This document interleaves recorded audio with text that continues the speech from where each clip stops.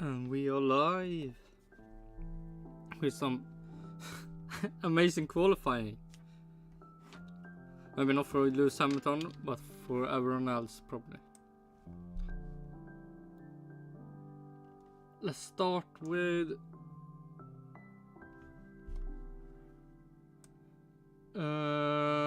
Williams wasn't any good, or kick Sauber Ferrari. No, Stake F1 team kick Sauber.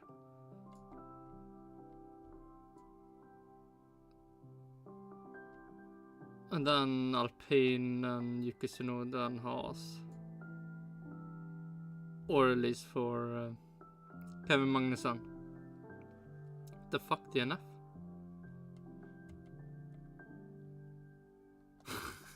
No!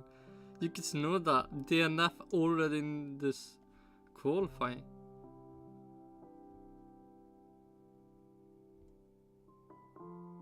Yeah, but this is the most beautiful thing ever.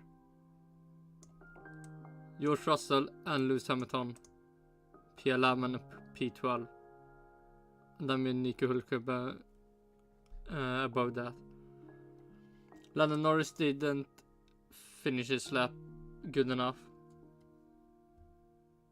So hopefully in the qualifying for the race he will do something better. Yeah. Logan Sargent out qualifying Alex Albon, mostly because Alex Albon did his lap deleted, and then also Lance Stroll out qualifying Fernando Alonso. But then we have some amazing thing here. Daniel Ricciardo P4. Above Carlos Sainz and Oscar Piastri. And then we also, this is also beautiful. After bad start of Charles Leclerc, spinning around in the practice, he will start a sprint race, at least P2. And Max Verstappen was surprised that. Yeah, what happened to everyone else? He did a bad lap and still got pole position.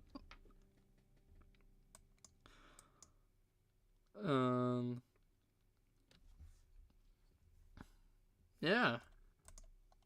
Don't think it's so much to do. I'll talk about there. But we can go back to Minecraft, at least half, and then we can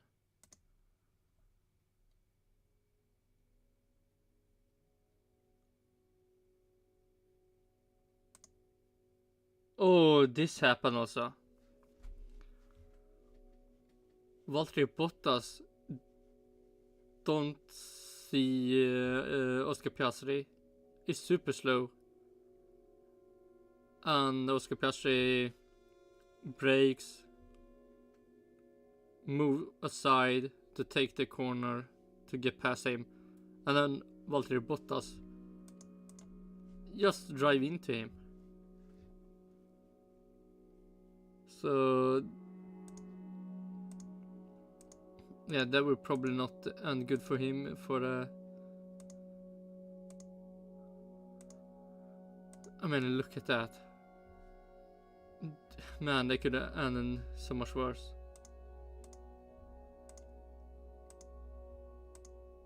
Then I don't think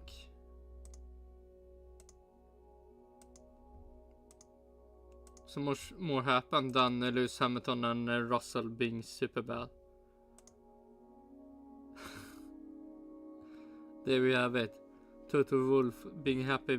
And in this team get an elimination in Q2. This is the team people say Max Verstappen will join, or can join, could maybe join. But why would he join that when he can still be in Red Bull? At least for 2026. Or like 2025 and then 2026. And Ricciardo was super happy.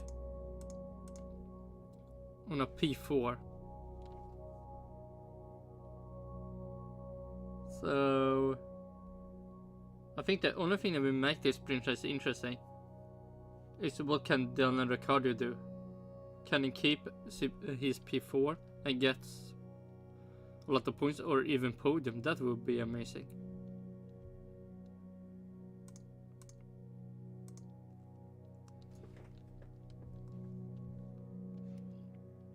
Yeah. And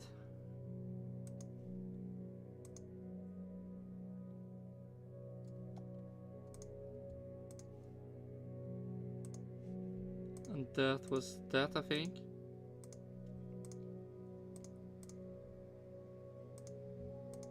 And we have,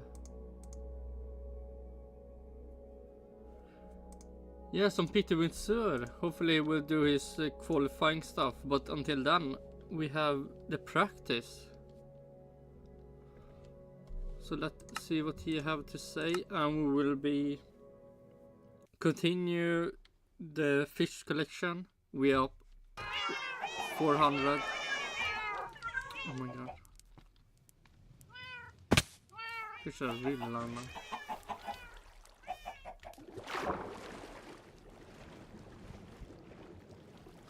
So let's see what Peter Windsor have to say. Only one practice in Miami because this is a sprint weekend. So it was a chaotic session really. 1 hour, pretty hot, pretty humid, quite a lot of crosswind. And very early on, Charles Leclerc, about whom we spoke in the live stream, who needed to go to Miami without any drama at all. Yeah, and then he start practice of the 3 laps. Oh shit, it's still loud.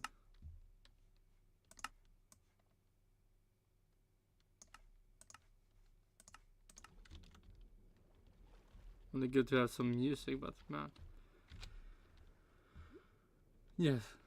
After what happened last year, spun on only his second flying lap, and he spun in an innocuous corner as well. This wasn't the high-speed S's as we saw in previous years. This was coming out of turn 16, the very tight left-hander. He did well actually to keep his Ferrari between the guardrail, didn't actually damage it, but got stuck in the middle of the road. Talk about inelegant, stuck in the middle of the road, couldn't get reverse gear, and that was his 1 hour session gone. A disaster for Charles, more than for Ferrari, because yeah, but luckily he did some great jobs done in the sprint qualifying. Sainz again did a very, very good job for Ferrari on the light fuel runs early on. He was quickest on the hard tyre.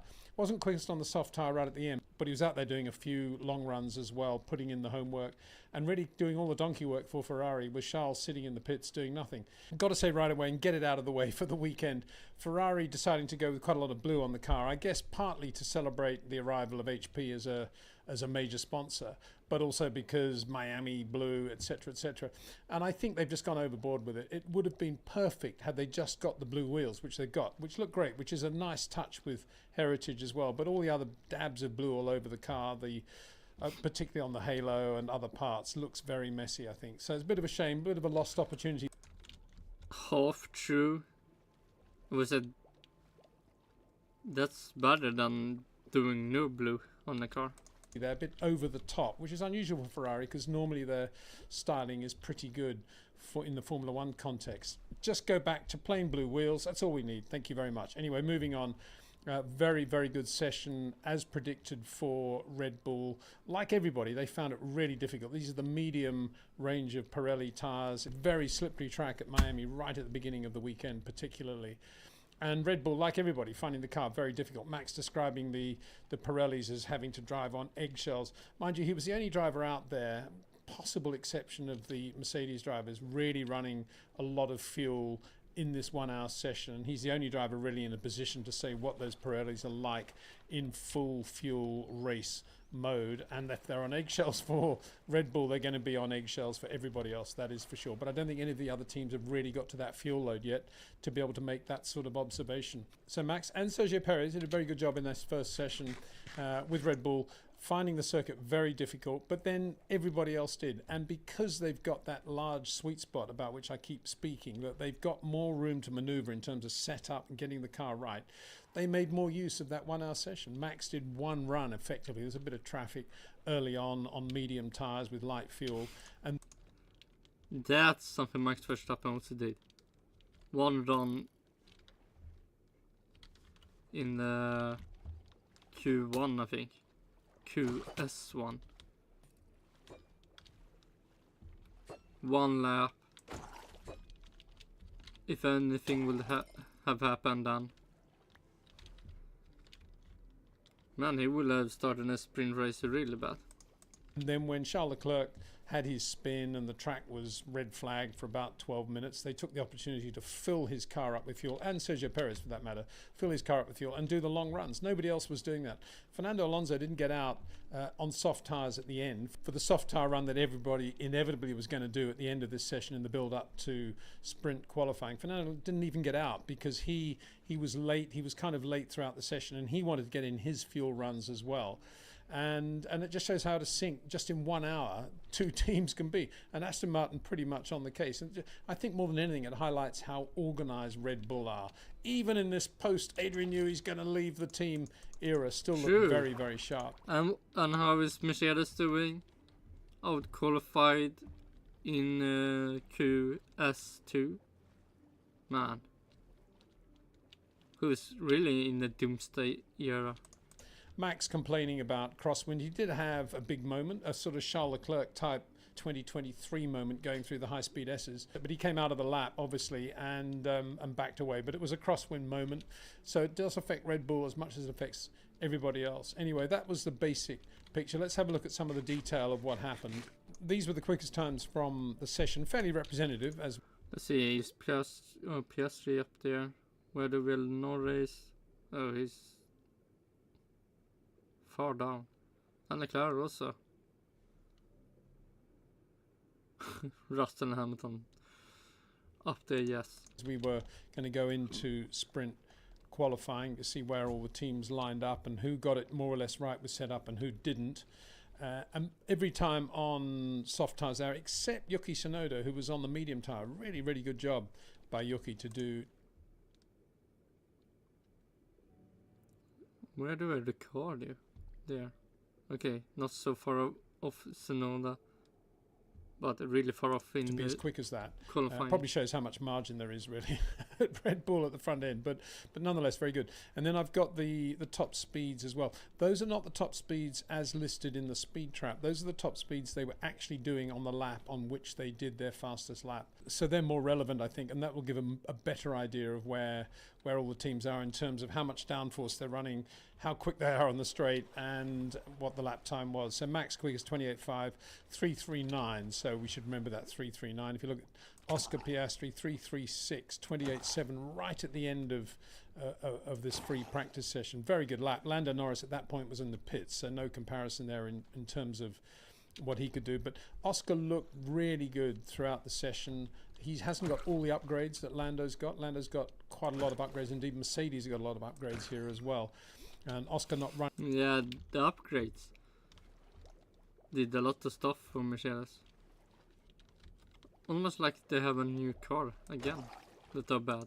All of those, perhaps that gave him a freer run. I mean, Lando lost a little bit of time early on with the weighting of the power steering, and was very quick in the middle of the session when he did that time on hard tyres. And very quick in a straight line, although I suspect that represents some sort of toe and isn't realistic in terms of the McLaren's actual speed through the air. For that, I think you look at the Piastri time. Carlos Sainz, 28.7, 3.36. So you can see there 3 kilometers an hour slower. And I mentioned that one because presumably Ferrari are going to be one of the teams, if Red Bull aren't going to win, that are going to be in reasonable shape to do it. So 3 kilometers an hour on a light fuel load. Won't be trying in the race, but maybe in the qualifying, McLaren can be up there. With Max probably not getting the best from the car on that lap, got to say. It was just one lap. He had traffic, he had a moment. He had 2 laps of traffic, he had a moment. So by the time he did that time, the tyres are pretty worn and pretty hot anyway. 3 kilometres is quite a lot if you look at the lengths of the straight. So we shouldn't just say, oh, it's only 3 kilometres. It's 3 kilometres for a long time at terminal velocity here in Miami. George Russell, same top speed as Ferrari. Mercedes looking very good in terms of their upgrades and in terms of coming to the circuit with a reasonable setup. They must be pretty satisfied with the way things went in that 1 hour session. George Russell 28.7, same time as Wait, did he talk about Mercedes now? that 1 hour session. George Russell 28.7, same Oh, fuck me. circuit with a reasonable setup. They must be pretty satisfied with the way things went in that 1 hour session. George Russell 28.7. Fuck me. Long time at terminal velocity here in Miami. George Russell, same top speed as Ferrari. Mercedes looking very good in terms of their upgrades and in terms of coming to the circuit with And then they do the sprint qualifying and they are super bad. a reasonable setup. They must be pretty satisfied with the way things Yeah, true. They should. went in that 1 hour session. George Russell 28.7, same time as McLaren and Ferrari, you could say. These upgrades have taken maybe Mercedes up into that sort of territory on this sort of circuit anyway, and the top speed looks pretty reasonable as well. Lance Stroll putting in that quick lap while Fernando was doing the long runs. Quite good use of the two drivers there. The confidence they have in Stroll to be able to get out and do a quick time. It's probably the sort of confidence boost he needs at this stage of his career, whereas Fernando, as I say, focusing on the longer runs. Good time by Lance Stroll, 28.8, 3.39, and quick on the straight, the Aston Martin. Right, evidence at the moment, not far away from Red Bull or thereabouts with Red Bull. You can see there Sergio Perez 3.40, so it does show how much margin Red Bull do have. That's very quick in the straight for Sergio Perez. Lewis Hamilton 3.34 by contrast. If you look at that difference, 6 kilometers an hour between Perez and Lewis Hamilton. Again, you've got to take into account that this is only free practice and maybe there was some traffic, maybe a bit of a tow involved, but that doesn't look that good for Mercedes if you look at the Lewis Hamilton time. Just wait for the sprint race, Peter Windsor. It will look even worse. Yuki Tsunoda, as I say, on the medium tyre, very good job, 29. But again, that kind of puts everything into perspective, really, in terms of how quick this track is going to get as it picks up grip on the soft tyre, 3.35. We've seen before that the Cash App is pretty quick in a straight line. This It's Visa Cash App RB Formula 1 team. Come on, Peter Windsor. is I think one of the big stories so far in terms of the first session is that Alpine seem to have got the setup in terms of guesstimation not far away from their optimum. You can see Ocon and Gasly there, pretty good in terms of lap time, not bad in terms of top speed. Looks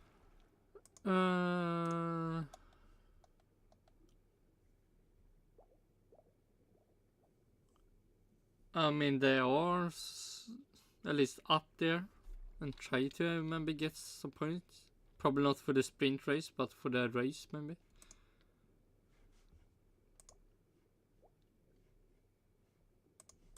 looks like they're suffering a little bit in terms of top speed, but to be midfield, very unusual for Alpine. So got to say they seem to have got it right. Daniel Ricciardo a shade away from Yuki Tsunoda. The two Haas Ferraris, again, very good and reasonably quick in a straight line as well, as they've always been. Not as quick as the Williams, but there or thereabouts. And Lando Norris, as I say, didn't get out at the end to do a quick time, and nor did Fernando Alonso. So let's have a look at what they were doing on the long runs, how they compare. And not everybody was out there doing that, of course, because they were working away, trying to get the car sorted out for the one lap performance run going into sprint qualifying. But Max, you can see the homework that Max did compared with everybody else, and a lot of people didn't do any long runs at all with fuel in the car, so it just shows how on top of the game they are. And you know, if Max does turn out to be the winner of this Miami Grand Prix through sprint and then into the Grand Prix itself, a lot of it will be based on how much work he did in this 1 hour session, and just got in one quick lap early on, got the setup more or less right, and then went out and did that fuel run. And 32.9, 32.8, 32.7, 32.6, pretty consistent. Hey, maybe Alonso will have a good race also. And I've got at the bottom there in brackets the sort of average top speed they were doing on these fuel runs. There were a few anomalies which would have been tows in DRS, but taking those out of the picture, this gives a more accurate reflection, I think, of where they are in top speed, which will be very important in the race. Although there are, got to repeat it, there are 3 DRS zones in Miami, so there'll be a lot of DRS racing over the weekend, that is for sure. But anyway, 3.13 for Max when he was doing that run. Sergio Perez slightly quicker, which is what we often see these days, and slightly slower on average with fuel in the car. But very good homework there for the Red Bull engineers to be dissecting going into sprint qualifying. Now, let's have a look. But it didn't look good when it took so long time for them to doing some good laps. Or at least for Max Verstappen. Mercedes, because they did look good, and George Russell was out there doing what appeared to be They long looked runs good. as well. And if you look at, he did one super quick time through the speed trap, which I've taken out of there, and I'm assuming that he did a few 306s. I'm assuming that's his real top speed. So there's the difference between Mercedes and Red Bull top speed quite clearly when you've got fuel in.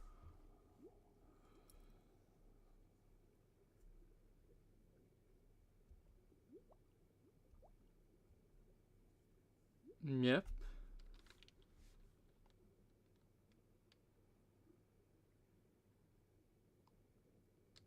So almost the In the same. car. In terms of the lap, not bad at all. You're looking at 32.1, 32.0 for George Russell. That's very quick compared with the Red Bulls. But True. look at the top speed difference. And in the race, of course, that's going to be significant. And it Purple does mean that light going into grey. sprint qualifying even, let alone into the Grand Prix proper, and they're not going to Parc Fermé for the Grand Prix here. They're going to Parc Fermé for qualifying for the sprint race, so they can still make adjustments. If Red Bull have only got to take a little bit of wing out of that car, and you can see what's going to happen. They're not Mercedes gonna need to lose any fix their car. downforce on that lap, that's for sure. I want to see his reaction on the Mercedes. And if he will mention anything about how happy Lewis Hamilton must be to be driving Mercedes. So George Russell showing that Mercedes, yeah, they're quick on the lap, and Lewis Hamilton again 304, slightly slower than George in a straight line, but And oh my god, George Russell joins the team when they're starting to be bad. After they were race winner team. At least they have got one race win, but man, how fun can that be? It's like seeing Ferrari or McLaren on the top, and then when you join, you can succeed to just win one race. big difference in top speed when you put fuel in the car. And in terms of his full tank runs, Lewis will be pretty happy with that, 32.0 Yeah, as well, Lewis will be happy. matching George's best. Matching George's best, so that's good for him. And then Fernando Alonso was out on hard tyres doing his long run. They gave him the option to come in. Yeah, George Russell's best is George Russell's the best of all the worst. Oh, new fish for the collection. How many do we have now? 4. Man, the future from Mercedes. Towards the end, you know, if you're going to come in and do a soft tyre run at the end, Fernando, no, I stay out here, which is good. Shows he's confident in the setup, confident that he can go into sprint qualifying and get a quick lap out of the car. And look at that, on hard tyre, he's doing 32.2. That's not bad, is it? And 3.15, significantly quicker in a straight line than the Mercedes. And actually, you could say quicker than the Red Bulls, although I suspect, as I say, you're going to see a lot more top speed coming out of the Red Bulls going into qualifying. So there we are. That was free practice, but no one on the end of it, because it's the only one we'll have this weekend going into sprint qualifying, and then the sprint race, and then Grand Prix qualifying on Saturday. The Miami circuit looking pretty good in terms of all the stuff around there and the atmosphere. All the teams making a big effort to try and catch the flavour of this Miami Grand Prix, a very important race for Formula One. And I'll be interested to see how Charles goes into the rest of the weekend now. He's definitely behind the music, but he's quite capable of getting in that car and putting in a lap time, of course, going into sprint qualifying. And a lot of that will be due to the hard work put in by Carlos Sainz, the driver that Ferrari have decided is no longer good enough to stay there. And it isn't. Just look at the qualifying later. And they're going to get rid of him at the end of the year. I mean, that is just, well, it's tragic, really, isn't it? Anyway. Yeah, tragic. Get in Lewis Hamilton, the worst driver, bad driver ever. That was the free practice this morning. Let's see what happens going into sprint qualifying. We'll have a second video out tonight to talk about that. See you then. I mean, you yourself talk about he's not one of the greats. Oh. Fuck me.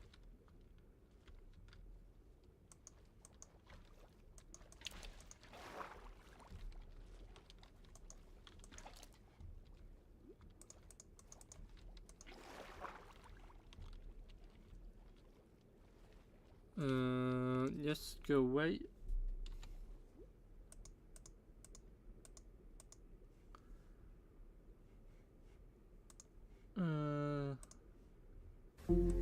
Oh shit. Yeah, you have done it. Let's see, do I have anything? No, that will be later.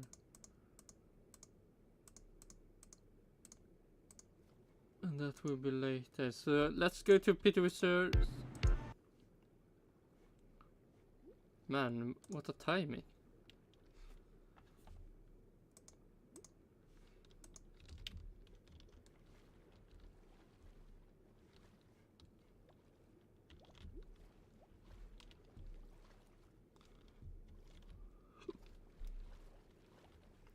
We will see the reaction of Peter Windsor and the Mercedes stuff in oh my god, that was a long ad.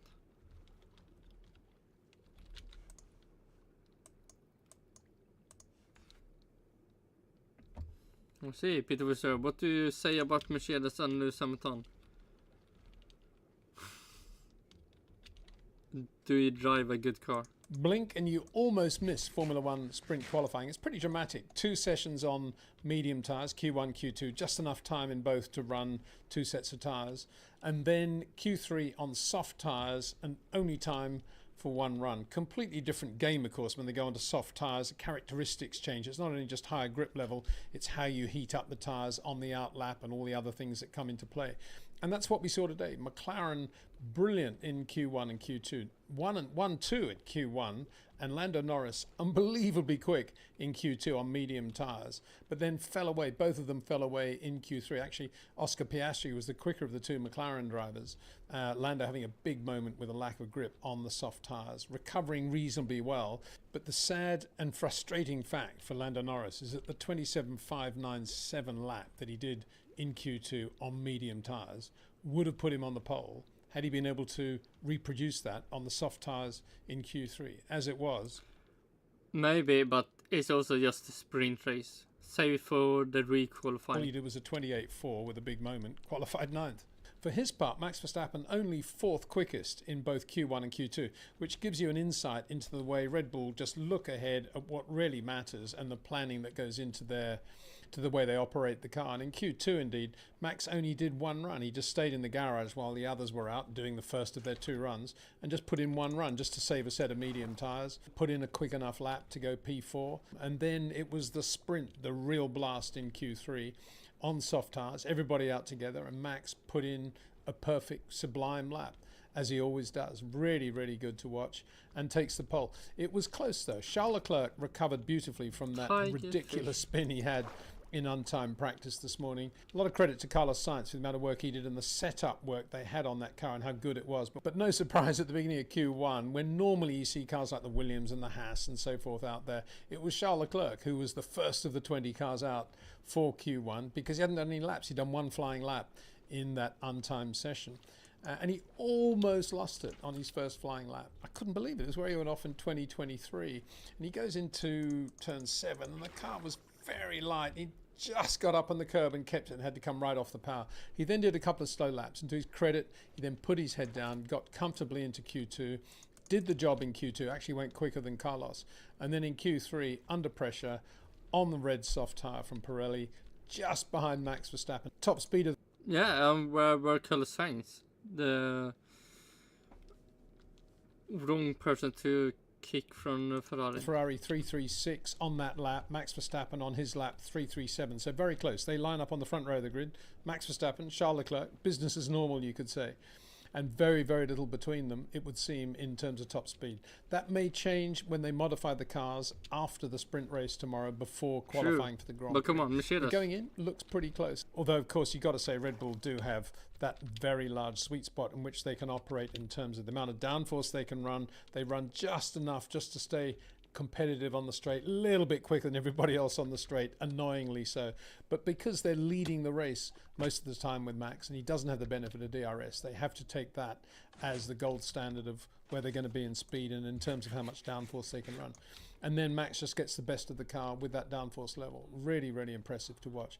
Of course, Ferrari will have DRS if they fall into P2 with Charles Leclerc. And then it'll be an interesting race because they're 2 really long straights in Miami. So yeah, sprint race. We'll see how it goes. Tire management will probably come into it. It was more about getting the tire temperatures right at the beginning of Q3 on the out Nope, laps. we have tight fish. And it was amazing to see McLaren and how well they did with that tire temperature build-up in Q1 and 2 on the medium tire. But how they fell away in Q3 when it came to the soft tire. Lando for sure had problems with that. And Oscar Piastri out-qualified Lando in Q3. And also, interestingly, Lance Stroll out-qualified Fernando Alonso in Q3 as well. So both Aston Martin Mercedes and both McLaren Mercedes into Q3. McLaren not brilliant, but Aston Martin doing a solid job. Lance Stroll looking pretty good, but neither factory Mercedes made it through into Q3. Lewis Hamilton even hitting the wall. Not enough to damage the car, but enough to unsettle him and the car and the team, of course. So another very, very difficult day for Mercedes because they look quite good in the untimed session this morning. They got upgrades on the car. George Russell was always there. Lewis Hamilton was very close to him on full tanks. Well, on a fuel load, they look pretty good. Looking back now, they probably weren't running the same heavy fuel level that Red Bull were running. But the top speed even then was not good with heavy fuel in the car. So, yeah, a difficult weekend ahead of Mercedes. I suppose the only saving grace you can say is that there is an opportunity to change the setup again before Grand Prix qualifying. Yeah, and they can make the car even worse. Isn't that beautiful? But then that does apply to everyone as well.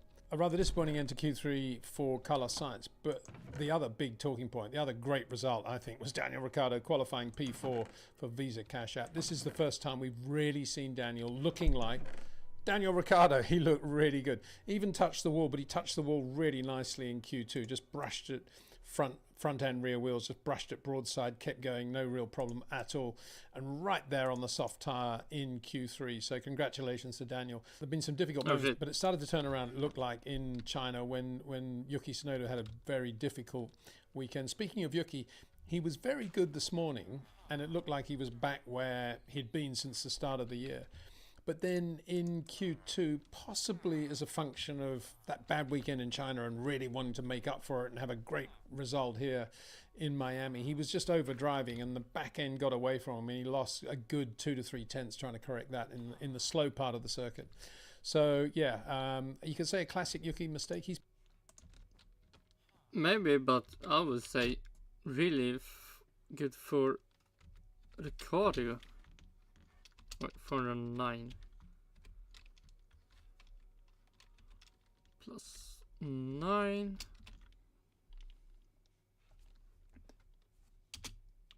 There we have it. 409 fishes. Hi. He's been looking very good overall in terms of bringing a car home in the points in races. I guess qualifying is still a bit of an issue for him, certainly right now with Daniel Ricciardo doing the job he is. Let's hope that Daniel has a trouble-free race for a change. He does seem to be... race? You mean sprint race? Let Daniel Ricciardo have a great sprint race. No, that would be so amazing. Clayfish. Clayfish. Oh, one more clayfish. Seem to engender other dramas going on around him, a bit like Valtteri Bottas, who had a big moment today when he didn't know that Oscar Piastri was closing on him very quickly going into turn 1 and just came into his apex and they touched and they both got away with it, no problem at all. But that was for sure, the stewards are going to be looking at that one, and that was just a clear example of the mirrors on a Formula One car at the moment are nothing like good enough. And in this occasion, obviously Valtteri didn't get the message in time from the pit wall. I guess with GPS being as impressive as it is and useful as it is, the drivers tend to rely more on radio messages about traffic behind them or quickly approaching cars than they ever have before. But that, of course, means that they're not looking in the mirrors as much. And that's something that needs to be looked into for sure. And so we go into the sprint tomorrow with Max and Charles on the front row. Max on the pole, very close in top speed. And behind them, Sergio Perez, Daniel Ricciardo, and then Carlos Sainz in the other Ferrari alongside Oscar Piastri in the first of the 2 McLaren Mercedes. Should be good fun, and then they'll be qualifying for the Grand Prix. A big thanks to Jetcraft, Pitbox and OEM Exclusive. Take care. See you tomorrow.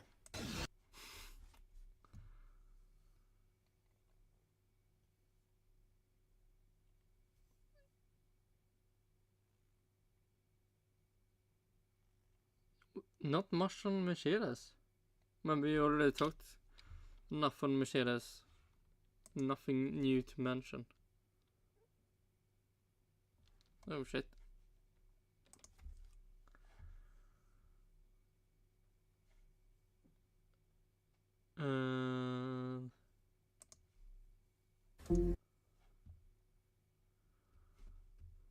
Yeah.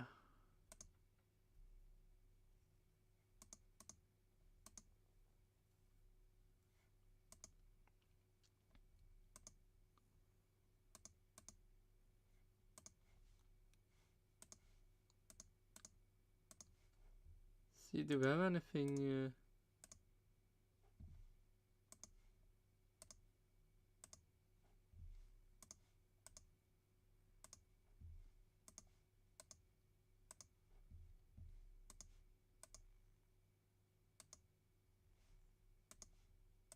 And I think so.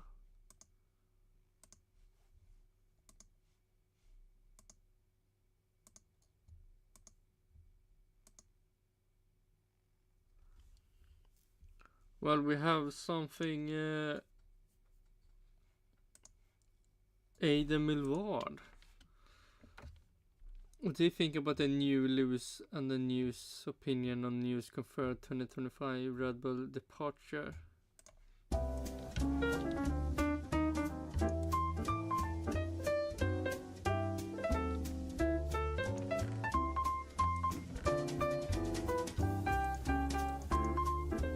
The 1st of May 2024 will go down in racing history for two reasons. For one, it was the 30th anniversary of the 1994 San Marino Grand Prix, something that ended a weekend that will forever carry a dark shadow over it, given how many people were injured and the two fatalities that also happened. But it will also be the day that the borderline unthinkable happened, which is Adrian Newey telling Red Bull that he was done.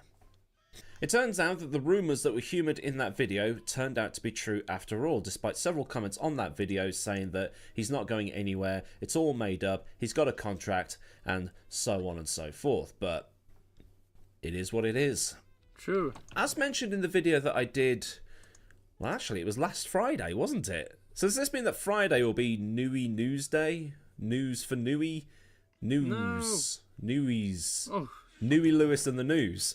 That's probably the good thing to call it, isn't it? I don't know. But back to the topic at hand, Newey had been unsettled by all the stuff that's happening behind the scenes. A suspected power struggle going on at Red Bull that involves the Thai side of the company that owns 51% of Red Bull that is supporting Christian Horner. And you've also got the Austrian side that owns the remaining 49% that wants Horner gone. And you've also got the Marco, Max and Jos trio that are also a factor in this. That hopefully they and Newey Jones Williams thing. I did do an extended version of what is alleged to have happened in the previous video. It's all kicked off around this alleged thing with Christian Horner using, quote, coercive and controlling behaviour to a female Red Bull employee. Red Bull did their own investigation, which was seen as marking their own homework by other team bosses, and now that female employee has been suspended while submitting an appeal. An investigation into that is apparently now ongoing, according to Andrew Benson at the BBC. Also, according to the BBC, the announcement regarding Newey leaving was not supposed to be made on Wednesday because of the fact that it was the 30th anniversary of Senna's death, but everything had moved far too fast for it to be kept quiet. So while there were Senna tributes on the internet for this 30 years since it happened, it seems like it was only yesterday, but there seemed to be much more focus on Newey and what that might mean for Red Bull.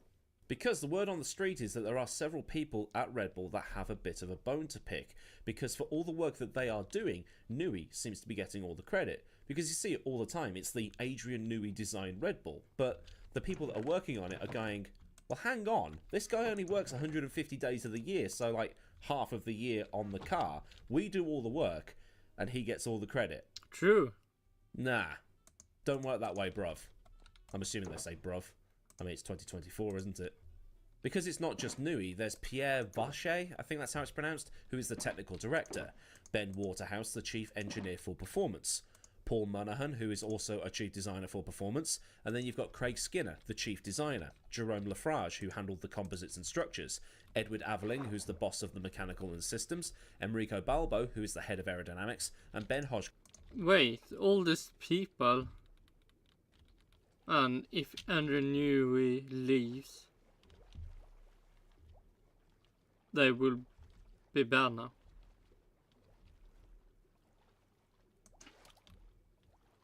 They will be like Mercedes. One guy leaves, everything will go away.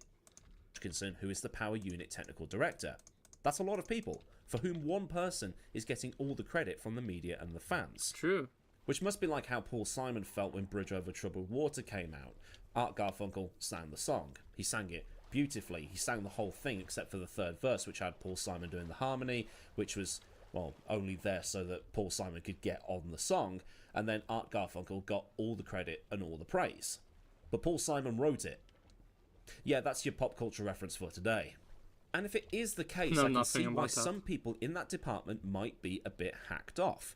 How many people around the world, not just in Formula One, I mean, you watching this right now, how many of you right now are busting your balls, working solid for hours for little to no recognition, while Laufen. Oh, skip the weird or someone higher up who works a lot less for a lot more gets all the plaudits? At least Newey's actually qualified to do this job and has the results to back it all up, unlike most people in senior positions. But these new guys at Red Bull helped design one of the best cars in Formula One history for this one bloke to get all the adoration from the fans and the media. Don't blame them. Don't blame them for being happy he's off, if this is indeed the case. But not only was some of the technical department feeling a bit hacked off, but the inference from Craig Slater at Sky Sports is that Newey was feeling a bit underappreciated at the same time, which in turn was leading to more tension between him and Christian Horner that has led to Newey going, you know what, screw this, I'm out. Now the thinking is that the design team can now prove that they are actually good at what they do, and that the personnel at Red Bull that you don't really see is more than just the Adrian Newey show, in the same way that there were more players on the ice besides Wayne Gretzky, more Yankees on the field besides Babe Ruth, and more members of that Portugal squad at Euro 2016 than Cristiano Ronaldo. Yeah, true. So to pin this all entirely on the Christian Horner stuff isn't exactly the full story. There's likely to be a... No, what? Really? And why would the media show another view of a that? lot more of this coming out over the next few months as the stuff at Red Bull seems to be getting stranger and stranger by the minute. While having the most dominant season in history might seem to be the right conditions for a power struggle to take place, I reckon this has been bubbling under the surface for quite a while, and it just needed a spark to kick it all off and spill it out into the public. Horner's alleged behaviour being the spark in this instance. Netflix is going to have an utter field day with all of this drama, isn't it? Normally I watch Law and Order for this kind of stuff, like the one I watched yesterday while I was having my lunch. They killed O'Halloran! But then again, the actor that played O'Halloran got vaporised in the opening sequence of the Fallout TV show, so that guy getting killed off is just traditional at this point. But the thing is, we'd have to see what exactly Newey was doing over there. Was he the glue that held everything together? Nope. Did he optimise efficiency? Or was he signing off bits and pieces that he would know worked or not? You know, like a teacher marking some coursework. Add this bit needs more detail, this bit is irrelevant, this bit won't work, yada yada yada. His role has evolved over the years. While he's not the Adrian Newey that was seen at Williams and at McLaren, his job is important enough to be a cause for concern, now that he's off. Look how McLaren and Williams dropped off when he left. So we might as well look at that bit, him being off. He's stepping away from the Formula One team, but will be at select races for the rest of the season, including this weekend in Miami. With him out of the F1 team, he's going to be working more on this RB17 hypercar that's in development, where it looks like he's got free reign to be Adrian Newey and design something that's an aerodynamic masterpiece. No cost cap required, no rulebook in sight. What this means is there will be no gardening leave. He'll be able to formally start work at another team on the 1st of May, give or take a couple of... Yeah, true. That I heard. No garden leave. Man. That's weird. But good for him. Days next year, 2025, which means he'll be able to influence any team's 2026 car, assuming he actually moves to another team. But didn't you say something about him not starting until 2027, I hear you cry? Well, that's what we thought. I was just being realistic in terms of the whole thing, because his contract ended at the end of 2025. He'd then have to have 2026 off and then get started in 2027. But it looks like, well, there is going to be no gardening leave whatsoever. Just as a quick recap. Come on, and then you join Williams and make them great again. Gardening leave, as we call it here, or a non-compete clause as it is in America, is used when someone moves between two competing companies in the same industry. In theory, it means that any ideas or customers or anything else that the leaving employee has are 12 months out of date by the time they arrive at the new company, and that the new company doesn't gain an advantage through customers being taken over, ideas, etc. It's used a lot in Formula 1 to stop any advantages in car design immediately appearing. But that said, Newey left Williams at the end of 1996 and was on gardening leave through 1997. But the 1998 McLaren had his name on it, so there appears to be some workarounds. I'm not even sure how you police it, to be honest. Him working on the RB17 is pretty much his gardening leave or non-compete. So they've taken him away from the Formula 1 stuff. He's now working on the RB17, which means he's not giving ideas to anybody else, at least in theory. Now, we were all wondering whether he'd be able to negotiate his way out of all of this, so it looks like he has been able to. And the person who negotiated all of that for him was his manager, Eddie Jordan. So then, the question is, where Hey, who's that? does Newey move to, if indeed he does move? Because retirement from F1 and moving on to boats and other things might seem a more interesting thing for him, given that, well, he's got nothing else to prove. Ferrari is where he's most strongly linked, along with Aston Martin. Toto Wolff and Zak Brown have both said they're not moving for him, and it looks like any move to Aston has already been shut down, despite Newey having worked on the Valkyrie. Both Newey and Hamilton have expressed desires to work together, and Newey was spotted in Italy a couple of weeks ago, which led to rumours flying around. And Gazzetta has already written that the announcement of Newey to Maranello will be confirmed this weekend. Yeah, right. And actually, as some bonus facts, since 1990, you might be interested to learn that Senna, Hamilton, Rosberg, Raikkonen and Alonso are the only drivers in the last 34 years to have won a championship in a car that has not had input from either Adrian Newey or Ross Brawn. That's f***ing insane. From a commercial standpoint, well, I mean, eyes on your team standpoint at the very least, Newey to Ferrari is a decent move. The most successful driver and designer working together. There was an insane stat posted recently that if you combine the races won by Newey and Hamilton, they account for 30% of all races won in Formula 1. Hamilton is already ticking a box that says, I drove for Ferrari, and Newey will be able to go, cool, worked with Hamilton. And if the most successful driver and designer win a few races and, you know, just for shits and giggles, if Ferrari nails the engine and aero regulations for 2026 and Hamilton wins a championship at the age of 41, then that's like completing Formula 1. The last thing to see is what happens at Red Bull regarding Max, Jos and Marco. Has Newey leaving caused enough mayhem to make Max start thinking a bit more seriously about Toto's offer to move to Brackley? Not yet. That's copium. Thinking that will ever happen. Yet, I don't think. I think it will depend on how many others see Newey's departure and think, you know, I should probably go too. Go with him to Ferrari. Go with Max to Mercedes. But for maximum mayhem, it will be if Max leaves. That's where the carnage is going to be caused. Max has said that he would have preferred Newey to stay, but if Newey wants to leave, he wants to leave, and that's his choice.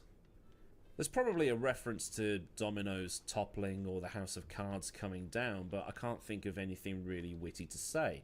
But I guess it depends on where Newey sits in that domino thing or the House of Cards. Is he right at the top of the House of Cards, where if you take the top off, nothing really happens? Or is he somewhere important, in the middle or at the bottom? Same way with the dominoes. Is he at the start and he gets that whole thing going? Or is he in the middle, where if you just take it out, you've got to wait for other things to fall over first? Like I say, I couldn't really think of anything smart or witty to write at this point, but who knows? We're just going to have to wait and see what happens over the next few months. So then, some more opinions on what we know now that Adrian Newey is definitely off. If this has given you some food for thought, then do like the video so I know that I've presented some good opinions and other bits and pieces. And for more stuff like this, get subscribed with the bell on so you never miss out on anything else I do around here. Massive thanks as ever to the fine folk at Patreon for the continued support. If you want to help support me at a more personal level, then a link to Patreon is in the description, along with links to Discord, socials, and other bits and pieces that you might want or need to know, like a link to the F1 store and Mixed Garage, where I get a kickback if you buy anything through those two links. So until next time, I've been Aidan Millward. Have a great day wherever you are, and goodbye.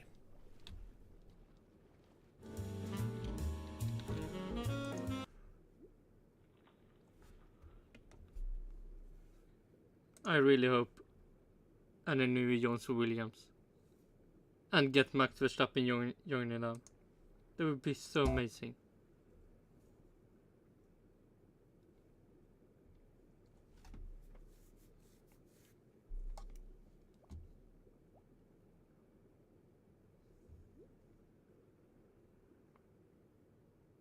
Let's see. Anything new stuff about the qualifying?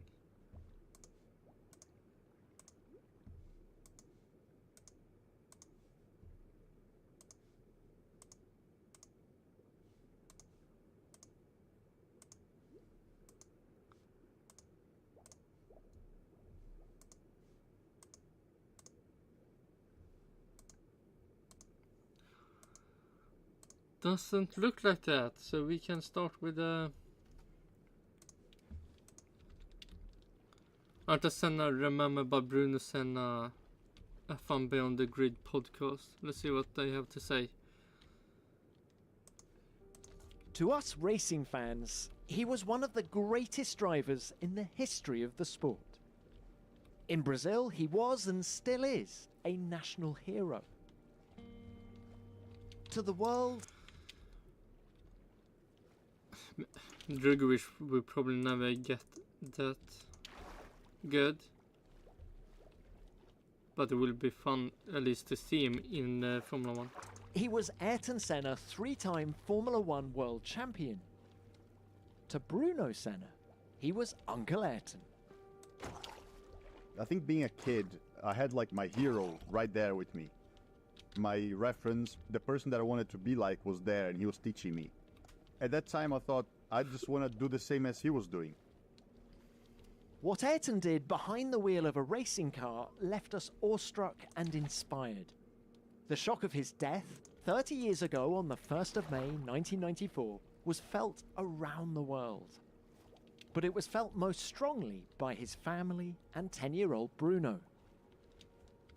He had to learn to live without Ayrton, how to make his own way in motor racing, and to prove that he was worthy of continuing the Senna legacy.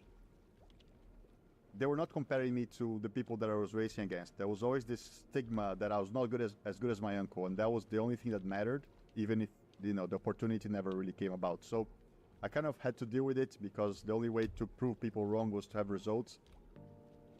Hello, I'm Tom Clarkson, and And I would say I don't know anything about Bruno Senna.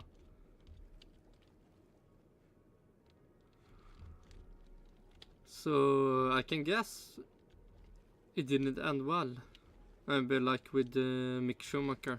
welcome to a special episode of F1 Beyond the Grid. 30 years have passed since Ayrton Senna's death, but wherever Formula One goes in the world, there is still evidence that his memory is alive and well. There are yellow, black and green flags in the grandstands, and people continue to wear his famous blue baseball cap. Recently, in Japan, some fans were even wearing replica Senna helmets and race suits. They're remembering Ayrton the driver, the triple world champion, the legend. Bruno Senna remembers his uncle, his hero, his inspiration. Bruno was only a child when Ayrton died at Imola in 1994, but he knew both sides of his character, the driven, determined world champion on track and the fun-loving friend and role model off it. What you're about to hear is a wonderful insight into Bruno's childhood with Ayrton and how his uncle inspired and influenced his own rise in the world of motor racing. A career path that had many twists and turns and led to Bruno racing in Formula One for 3 seasons. I hope you enjoy our conversation. Just 3 seasons. Bruno, it is great to have you on the show. How are you? Very good. It's great to speak to you. It's been a long time. I think we sort of like see each other very. That I wanna see. Let's see where.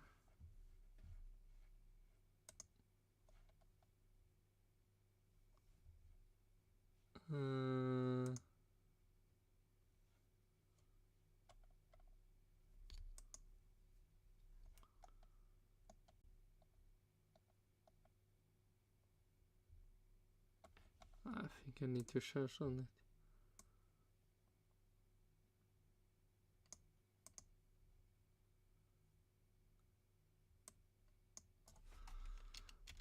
Bruno Senna. Van.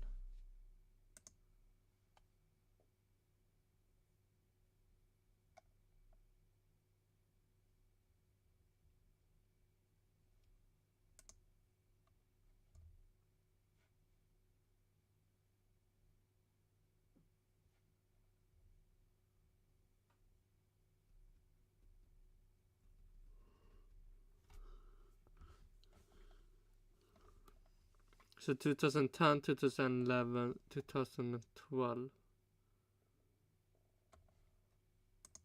Okay.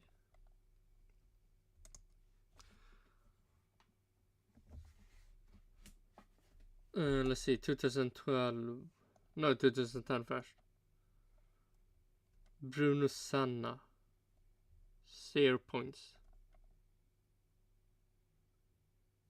Okay, not a good start in 2010 for Bruno Senna. And what do we have Bruno Senna there? 2 points from Renault. And 2012. Timo Glock. The famous guy in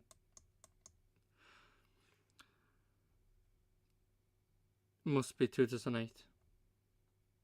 Oh, is it a Petrov?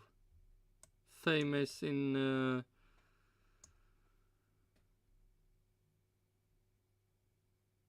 2010.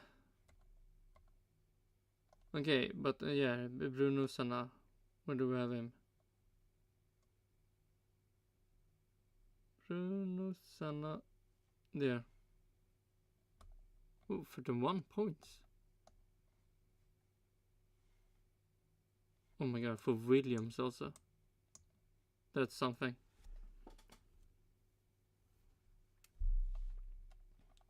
And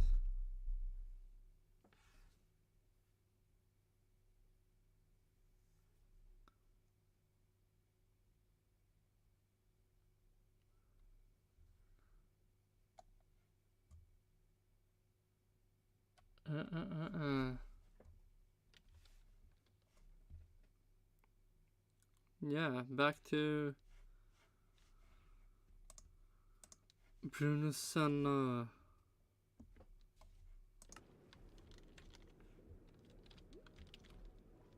Oh shit. Very quickly Need to whenever start it I'm also. in some F1 races, but it doesn't happen as often as it did before anymore. So it's yeah, it's really nice to have a chat. Your own Formula One career was littered with what ifs. Most significantly, what if you'd race for Brawn in 2009? But we're going to come on to that in a bit. Because on the 30th anniversary of his death, can we start this episode by celebrating your uncle, 3-time world champion Ayrton Senna? He had a big influence on you at a very influential age. What are your memories of him? Where to start? You know, of course, myself as everybody else, we all saw Ayrton doing his thing on TV, on races, and thinking, how the hell is he doing this? I think my best memories from him are when he was back at home. You know, it was his time when he was not like in his shell. He was like completely open and with the family, and we were having a good time. He was just like a big kid, to be honest. You know, he just wanted to have fun, play around, make jokes, pull pranks on everybody, playing with go-karts in the farm. That didn't happen as often as I would like to, because of course he was not home as much as we would like. But you know, whenever he was here in Brazil for the end of the year, we were always having a good time. He wanted to teach things by experience. He didn't want to be like a lecturer. He wanted to be someone who sort of like made you experience something, and then you'd go and have your own understanding of it, and then he would sort of try and improve on it. This is what he did to me in so many ways, like go-karting, engines, mechanical stuff, jet ski, anything that he was playing with us with. He was always trying to teach us in a way, and it was so much fun. I read a great quote from him where he said, "We're all kids. Just as you get older, the toys change." Yeah, definitely. I think he understood that very well. I think because his life was so serious most of the time with the competition and so dedicated all the time, you know, he was so focused on being the best and working so hard for it. Oh my god. No way. Whenever he could sort of like get out of it, he was a kid again, you know. I think he was like going back to his childhood, and I'm glad we were part of it, to be honest. He once said in an interview, "If you think I'm fast, you should see my nephew." No pressure, right? Yeah. But can you remember how you felt, first of all, when you heard that for the first time? Well, I think when I heard that the first time, I was actually starting my racing career. I don't think that's exactly what I needed to hear at that point, because the pressure was already pretty high. But, you know, it gave me so much encouragement that someone like him would think that I was, you know, obviously very quick. And I remember when I was a kid and we were playing go-karts together, you know, I could match his lap times and we could play around together when we were like driving the 125cc go-karts. Obviously I had lots of lead on my go-kart and the pedals were like all the way back and everything, so it was a bit different. But it was, you know, at that point it was just fun and I was having a good time. And once it became serious work, obviously the pressure was on. And that quote gave me some encouragement, but it was also a lot of pressure. The comment suggests that you actually had a very close relationship with him. Did you feel that at the time? Of course, he was someone who was like a family guy. You know, whenever he came home, he wanted to be with all the family, with like me and my sisters, and of course the rest of the family. And he would give everybody time. But we had a different thing, which was the racing. You know, we were playing with mechanical things together. It was something that he enjoyed a lot, and I could actually partake with him so well. You know, I was like always there whenever he was playing with something mechanical, not only go-karts, but, you know, engines, tires, his remote controlled models, all these things. We were like, I was always with him and we shared in that passion. And I think that sort of gave us a bond, which was a bit different from Bianca, my older sister.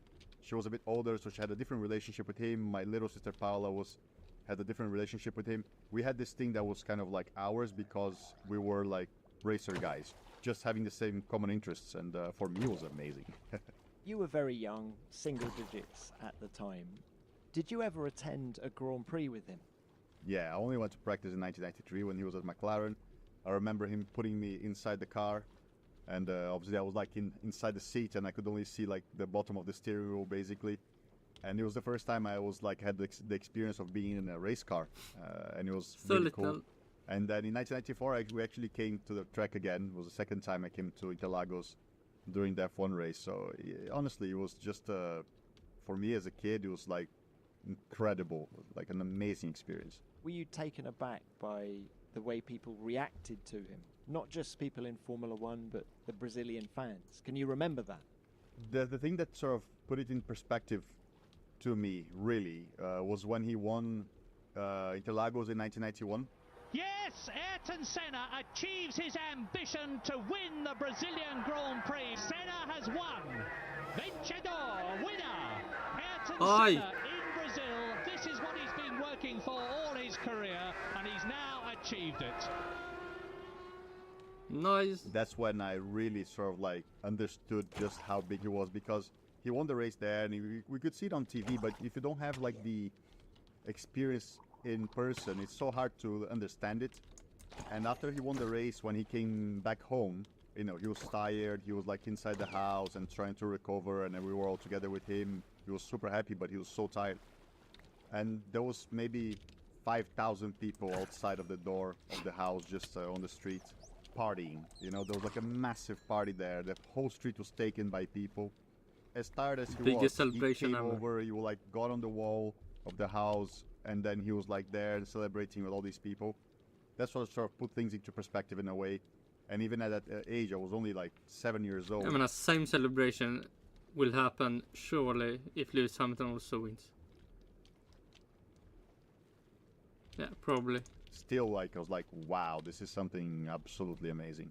You raced with him at the farm on the kart track there. Did you ever discuss becoming a racing driver with him?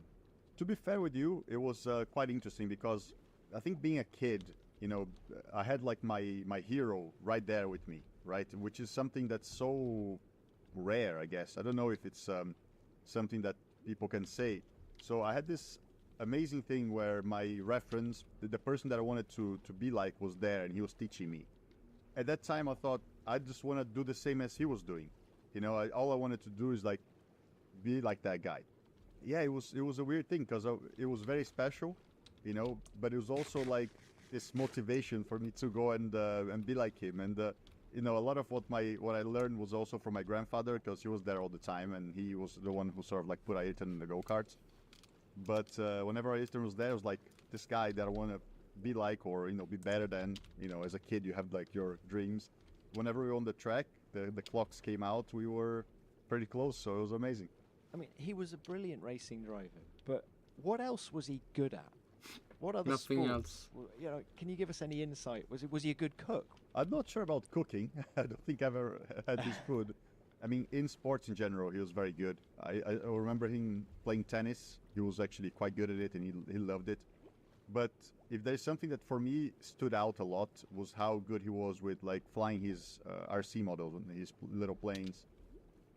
This guy was like incredible, at an incredible level of doing that. So his eye-hand coordination was impeccable. Also his depth perception. And one time we were like, there's a plane strip on the farm, and maybe 150, 200 meters away, the building for the pits of the go-karts, the go-kart track is, and he flew through the pits, and there's like columns, so the plane would fit there, we know, with some margin, but it was like, just from the depth thing, the odds of him hitting a column was like super high, and he just flew through it, and I was watching it, and he was just doing all these things.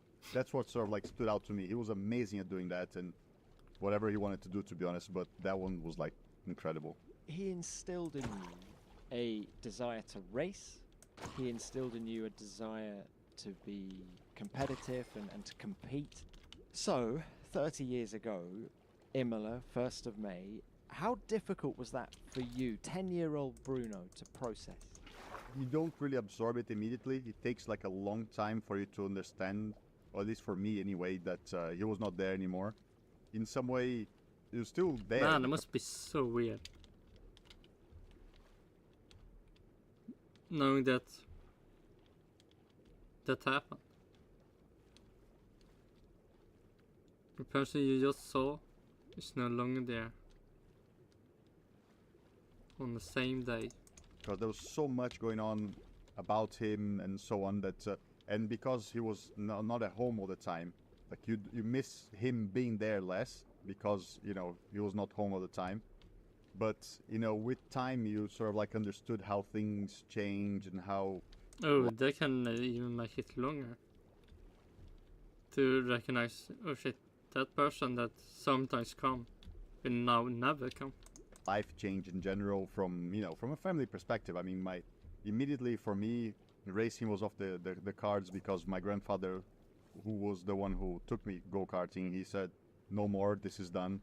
Sort of like it took a bit of time for it to sort of like really sink in, and it was hard. I mean, he was still inspiring me every day, but he was just not doing it actively. He was doing it on a deep core memory level, and I think that's what he's been doing with people for the past 30 years, and how unbelievable is that, to be honest. And do you still feel that today as well? Absolutely. It's almost like he hasn't changed. You know, he's still there, sort of like whenever something happens, there's still a memory there that kind of brings me back to that time, and from the people that I speak to about him, this is still there vividly and daily for people. And people think, wow, it's been 30 years. 30 years is like more than a generation, and it's still there, super strong. And what is his legacy?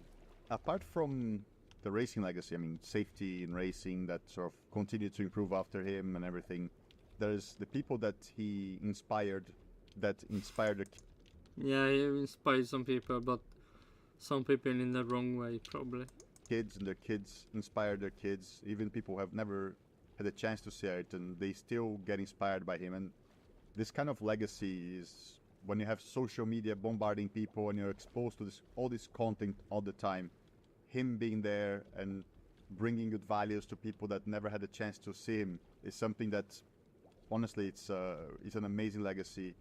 And I think the biggest one really is what he cared the most about, which was the work of the foundation in Brazil, because he understood that he was very privileged in a country like Brazil, where he would have the opportunity to, have the basic needs and then be able to become what he could become, which was this amazing reference to everybody.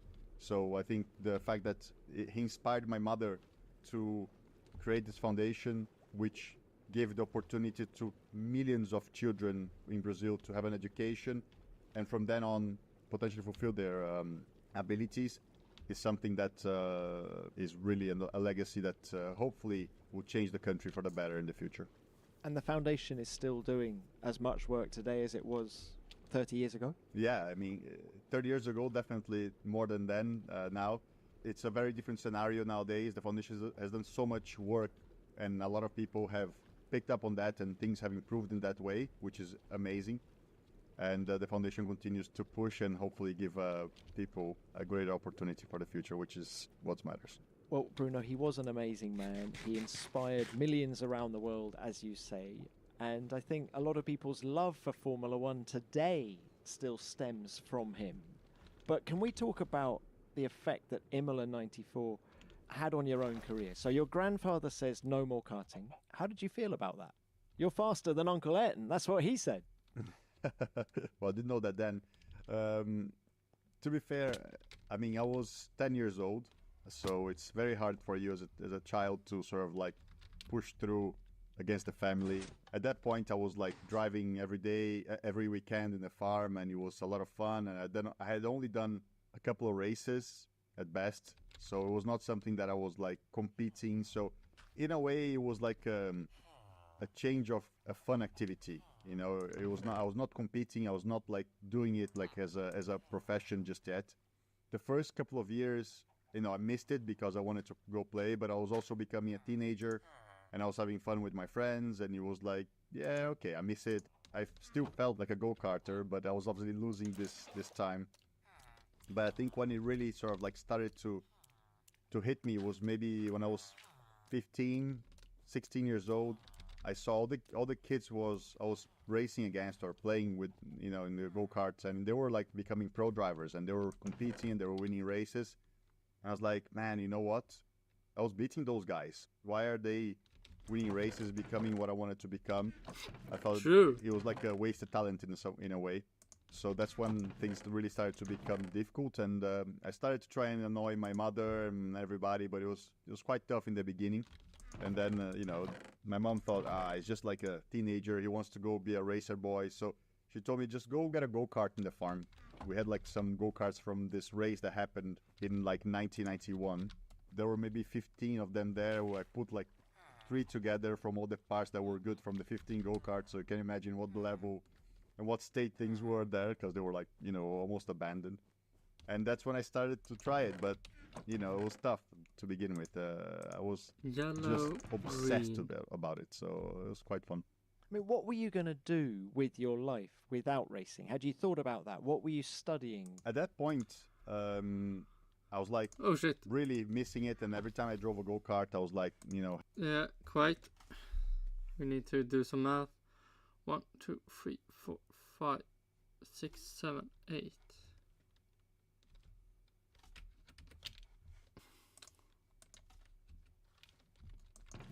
8.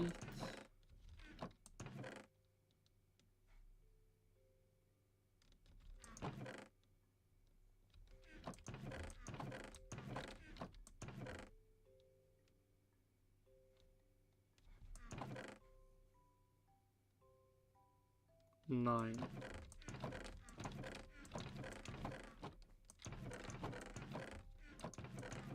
There must be a step 9. 409 or 18 plus 9.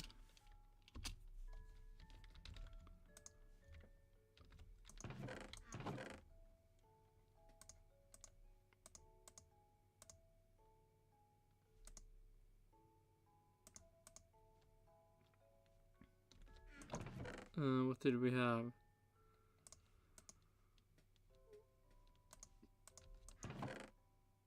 Briny.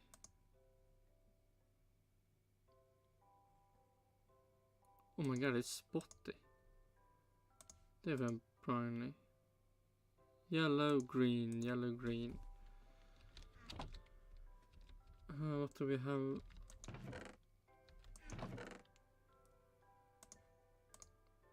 Dasher. Blue, pink.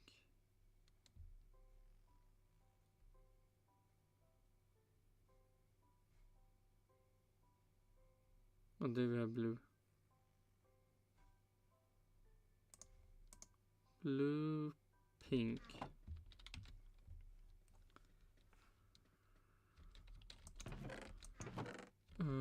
Flopper, cyan, magenta.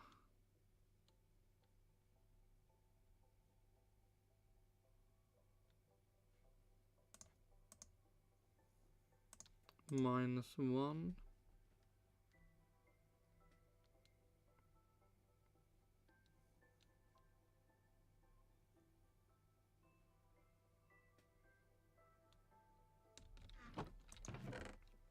What do we have?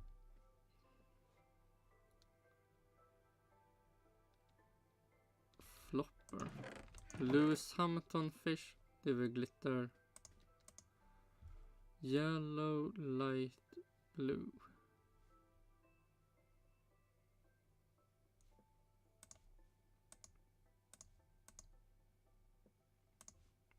Okay, one more.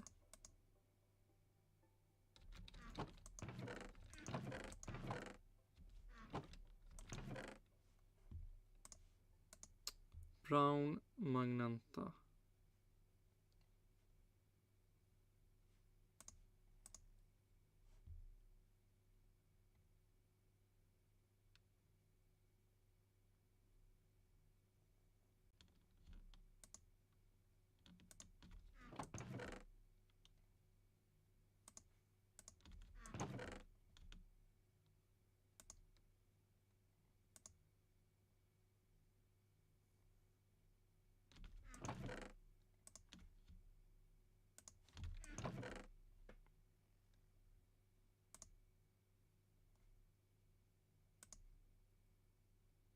Oh, wait.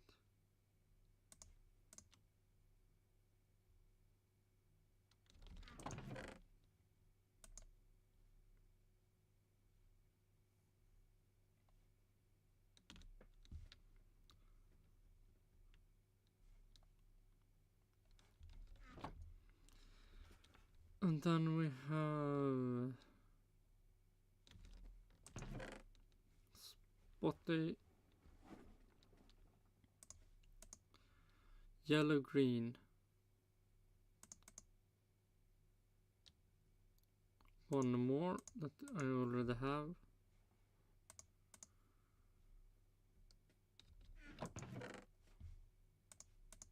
Purple, pink.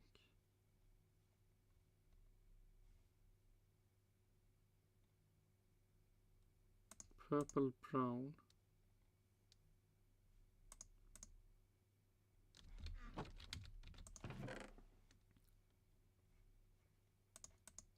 Purple, magenta.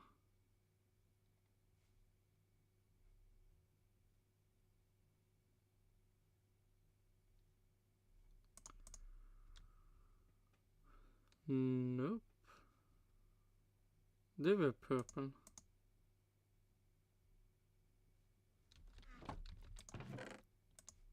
Blue, cyan.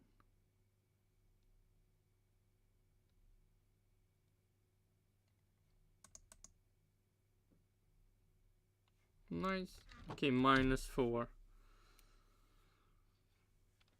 That's not nice. -4.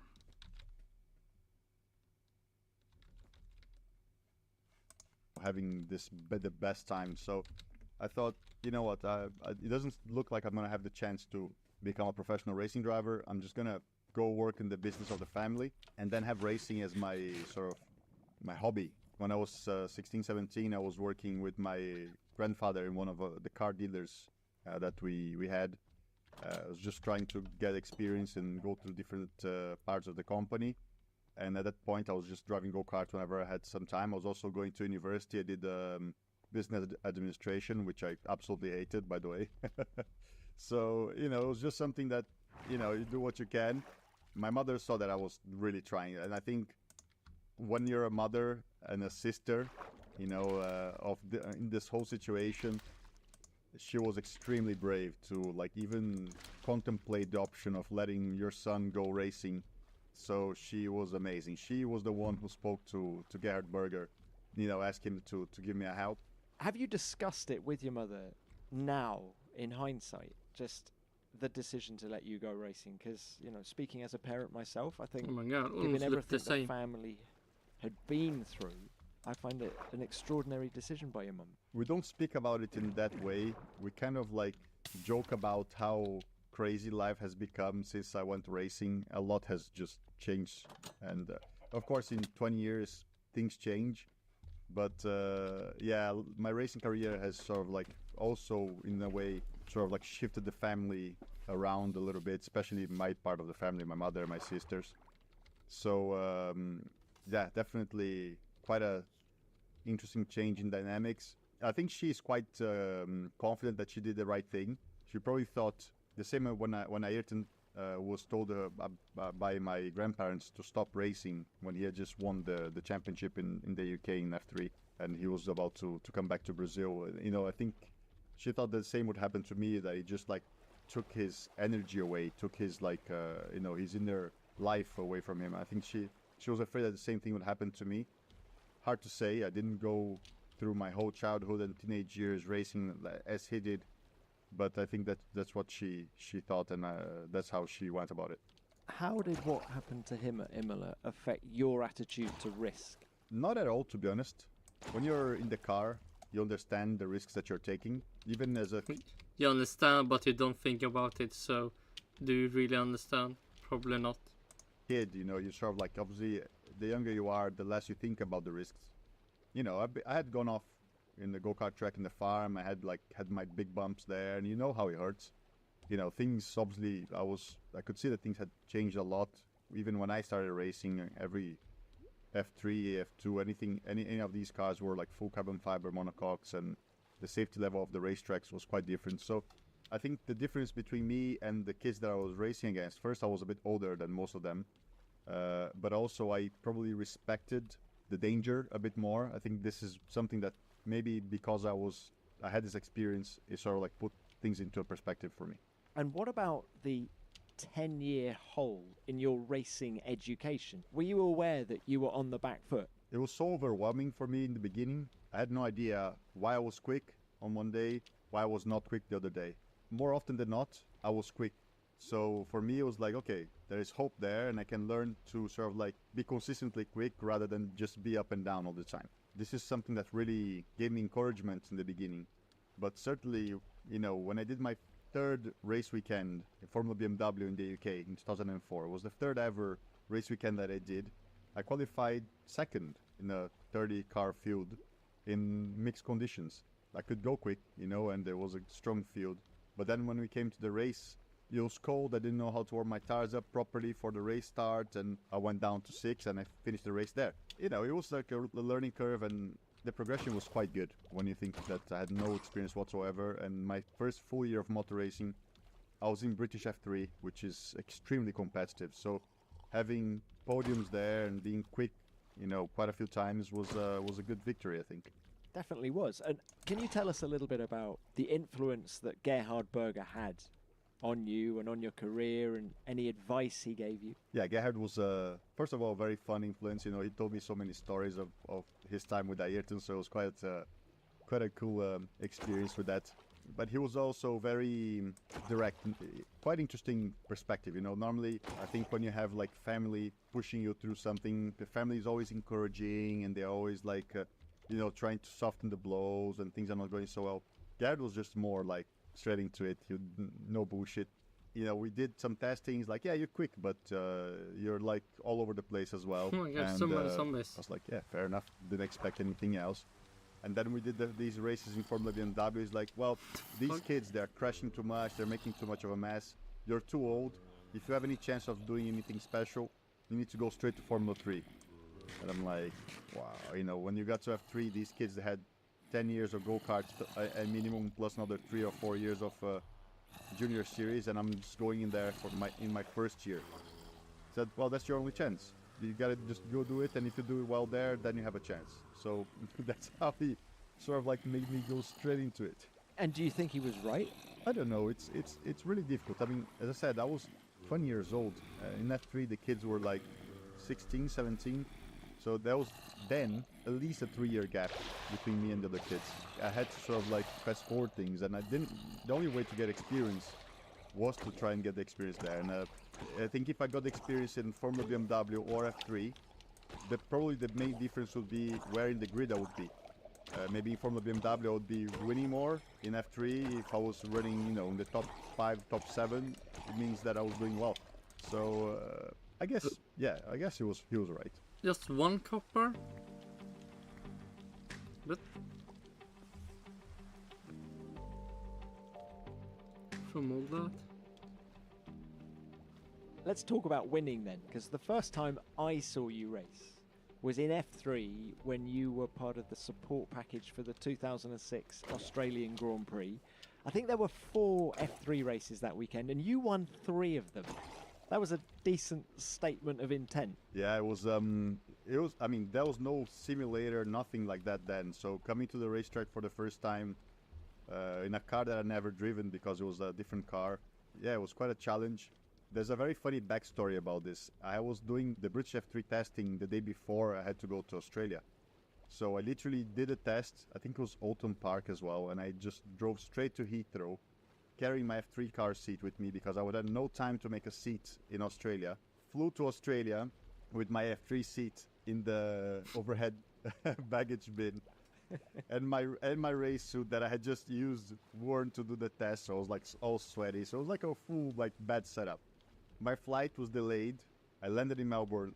We rushed straight to Albert Park. I ran through the park with my luggage, my seat and everything.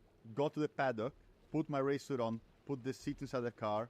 They did an adjustment with the belts, put everything on, went straight to the practice session. That's how that weekend started for me. That's rock and roll. Cool. Oh my god. That sounds like a nightmare. No time and everything just need to... You have no time to do anything. Just go, go, go. Holy fuck. Complete madness. Bruno, it was brilliant madness. Was that the first time that F1 came firmly on the radar for you? I mean, it was the first time I had the experience of being like in a proper F1 weekend competing. So yeah, doing well that weekend was awesome. Obviously, my objective was to be in F1. It was quite close to winning 4 races, but someone decided to dive bomb me and broke my front wheel. So I think I finished 3rd still there on that race. But yeah, it was like it was a good time. There was a buzz about you, and then of course you go back to England, and in British F3 you're racing for Raikkonen and Robertson. I did want to ask, did you see much of Kymmy at the time? Not at all. Then you go to GP2, and there's one race I wanted to ask you about in GP2 when you win the Monaco feature race in 2008. I mean, I've looked at some of the YouTube footage of it. How proud a moment was that for you, given Ayrton's history in the streets of the Principality, and for you to be winning there as well? It was quite special. I think a lot of people ask me if I thought about Ayrton whenever I was racing, whenever I was in the podium. You know, racing is so busy, so involved that you don't really have the time to think about someone else when you're driving the car, right? But when I got to the podium in Monaco, that sort of like brought back some real memories, because that was And I like should. Just standing where he once stood. it's such a different podium, right? It's such a special location. The previous year in GP2, I already sort of like Oh my god. I wonder, that would be interesting one day. See what the F1 driver sees when they're standing on a podium in every race. And how different it actually looks when you're standing. felt good in the track. I was like, I can do this track well. And then in 2008, I was really confident in the car and everything. So qualified second with a bad last second. I hope they will talk about how his F1 career was and what ended it. From traffic, and I was like, yeah, okay, from here we can do something good. And in the race, it was not easy. You know, I pulled a nice gap to Pastor. You know, Pastor had won Monaco like already 3 times back then, so it was like the real reference on that racetrack. So I managed to overtake him at the start, and I managed to pull like a 5 or 6 second gap to him in the first part of the race, and then someone crashed and blocked the racetrack, so we all got bunched up together again, and I was like, my tires were used up because I used it to build the gap. And in the end, he was putting a lot of pressure. And you know, Pastor is not the one who will forego an opportunity for an overtake. So I needed to keep him right in his way, otherwise it would be difficult. So honestly, when I won that race, it was like such a release. I think probably the biggest release in any race victory that I had. What is it about Senna's and Monaco? I don't know, but up until I think it was last year, 2 years ago, when Drogovic won in Monaco, only Senna's had. Oh my god, hi, Drogovic! Oh my god, one more trident. Or maybe not one more trident, but one more round with that trident.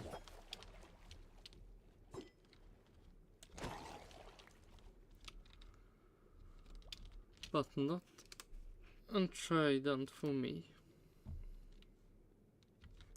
Born as Brazilians in Monaco, which is quite an amazing feat. So, welcome Felipe to the club. And did the F1 discussions accelerate after that win in Monaco? This is quite funny. I don't know if anybody knows this. It's something that we never sort of like push through. But during my career in general, you know, a lot of the drivers will go and sort of like make a deal with one of the sort of like the managers that are already in F1 with all the drivers, with other teams and everything. And during my career, we had Chris Goodwin, which is an amazing guy, an amazing businessman and everything. But Chris was not like in F1. So we always had like this thing where I really wanted to do it by merit. I wanted to like have the results and have the performance that people looked at me and thought, we really want this guy. During that time, we were talking to F1 teams where we never had like an in an F1 team, which was quite interesting, especially, you know, when you consider the name and, you know, the career was actually pretty good considering how little time I'd been racing beforehand. So for him, surely it was a very tough task to go and sort of like make me, like sell me in a way that was like, okay, look, this guy's doing well, and Monaco for sure helped. But GP2 was quite different from what it is now. Then we had like Bridgestone tires and everybody's pushing like crazy. It was amazing. I love GP2. I think the most fun I've had racing was in GP2 because it was just like pure fun, crazy pushing race. Bruno, back to Gerhard Berger. At the time, he was a shareholder in the Toro Rosso team. I'd say you had a pretty good in with one of the team principals. Well, you'd think that, but you know, interestingly enough, I did the Macau race in Formula Renault in 2004 at the end of the year. Helmut Marko was there. I finished the race in second. It was a completely crazy race. The guy didn't do the checkered flag. Anyway, it was not like one of my most competitive performances, and I'd never been there, and I didn't like the car. But anyway, it was the 4th race in my career. Helmut came to me and he said, you will never be good enough for Formula 1. That's what he told me. And Helmut obviously was the guy who was picking drivers for the Red Bull series. Man, that's mean. And this guy also picked Nick de Vries.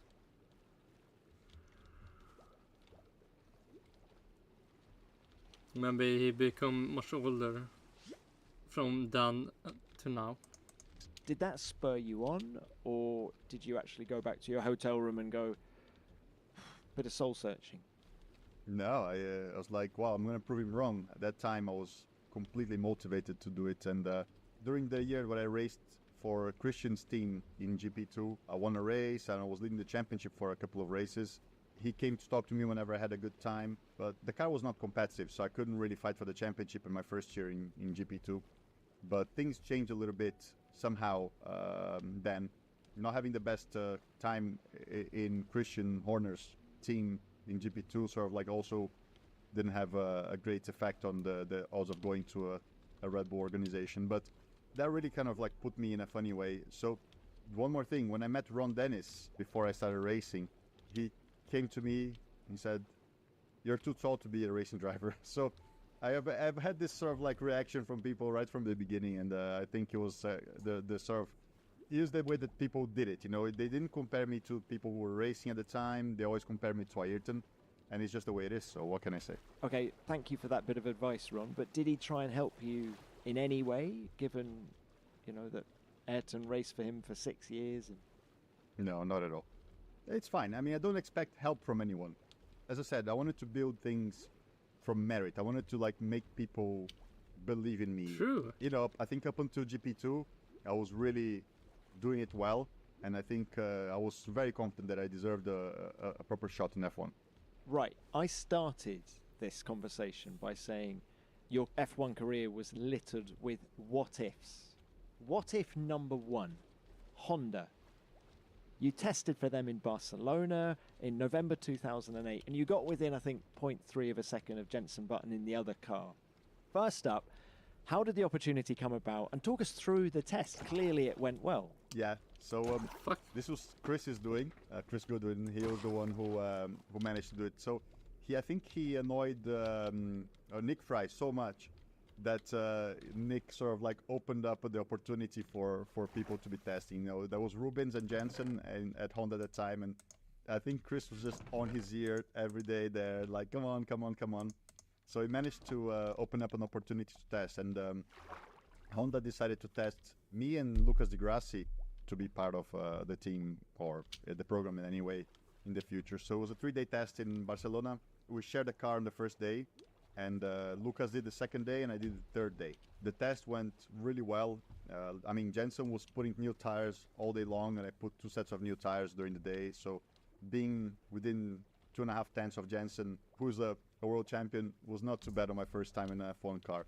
After that, you know, things had gone really well. The people from Honda were very interested, and we sort of like we started to have conversations about potentially going forward in the future. We had already sort of like confirmed the test that was happening, I think, in a month and a half in Jerez. I was confirmed to do that test. New fish for the collection. Obviously, Honda pulled out, and that never happened. Waters The light 5th blue. of December 2008, they pull out of Formula One just actually days after probably you got back from Barcelona. But can you just confirm one thing? There was talk at the time that you had a contract to race for them in 2009. Was that true or false? They sent us a contract to review, so there was like a potential contract on the table for racing for them in the next year, but we didn't have a signed contract or anything. And in any way, it wouldn't have mattered because the team was not the same anyway for the following year. So. And the connection with Honda, given that, you know, Ayrton won all 3 of his world titles with Honda, that certainly wasn't lost on a lot of observers at the time. And I guess it wasn't lost on you either. No, for me it was an amazing opportunity. To be fair, even though that car was not competitive that year, when they took some bits of the car to sort of like simulate next year's aero package and they put slicks on, that car was awesome. It was a really nice car to drive, had an amazing gearbox, and maybe the engine wasn't the most powerful, but the car was really, really good. I drove in... Nothing what Mercedes is now. Top 4, have the top 4. Jensen's seat, and I was destroyed after the test. I did, I think, 140 laps, and my neck was completely dead, but I was just loving life, and I was like really looking forward to racing for that team, even if it meant that, you know, we wouldn't be necessarily winning races the next year. I was super, super confident that I could do a good job for them. So, what if number 2 Ross Brawn and a consortium buys effectively the Honda team Nope. for £1. They go racing in 2009.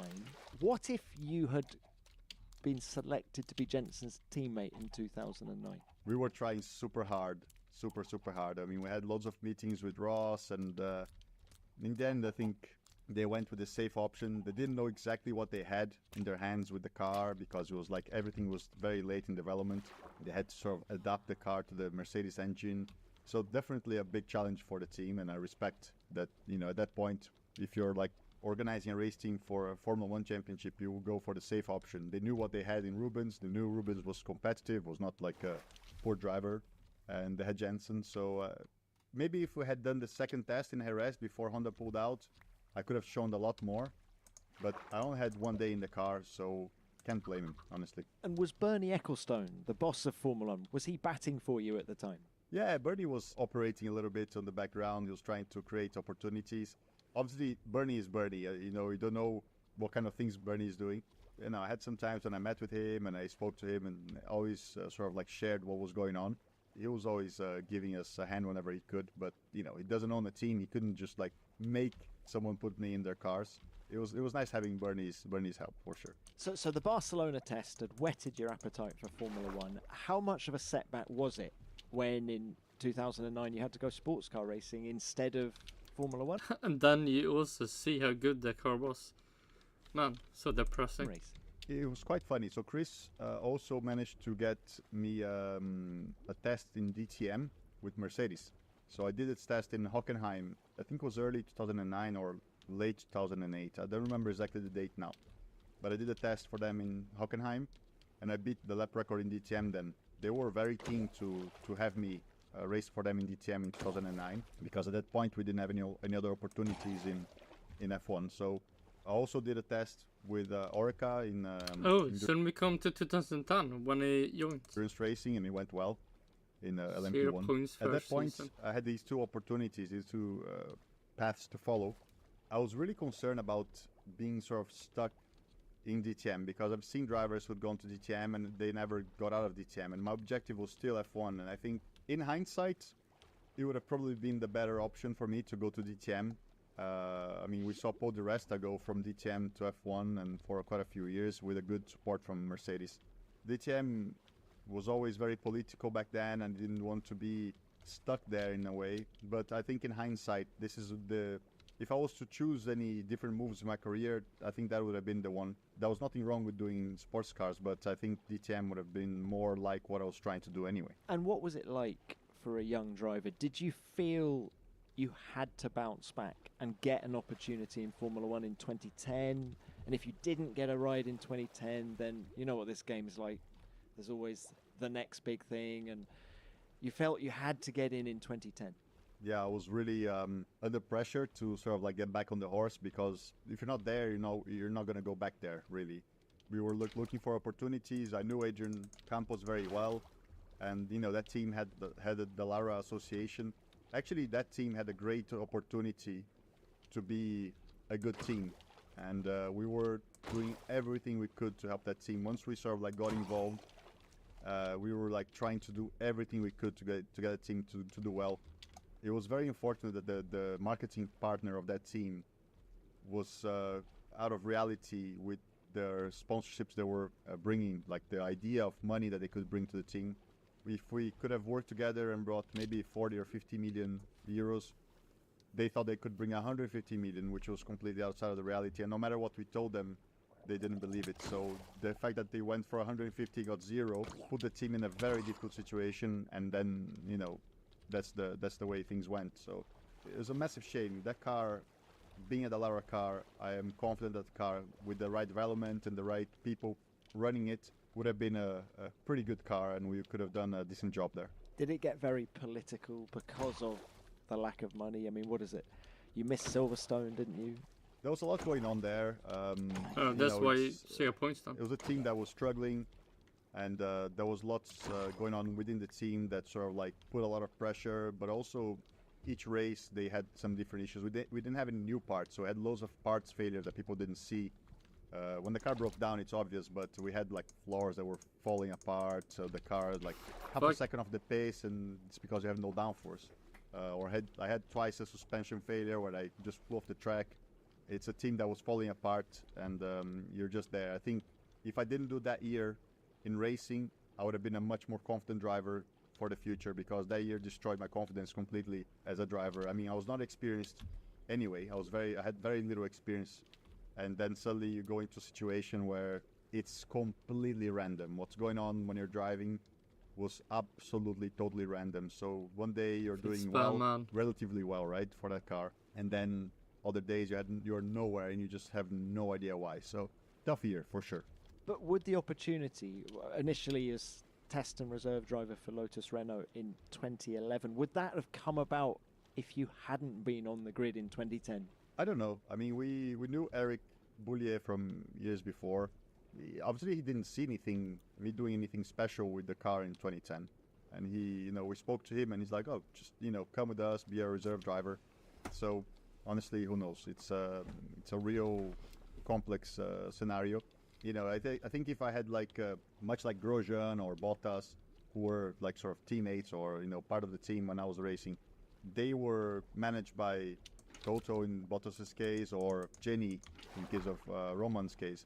So they had sort of like a place in the team, and I think this is the thing that we, by trying to keep everything open, or any philosophy that we had, we sort of missed out on a proper opportunity to be there and have stability. And I think this is what put us in a very difficult situation in F1.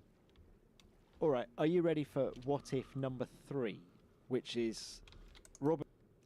Oh my god, so much what if. But Kubica has his terrible rally accident at the start of 2011, and so the second seat there is suddenly available.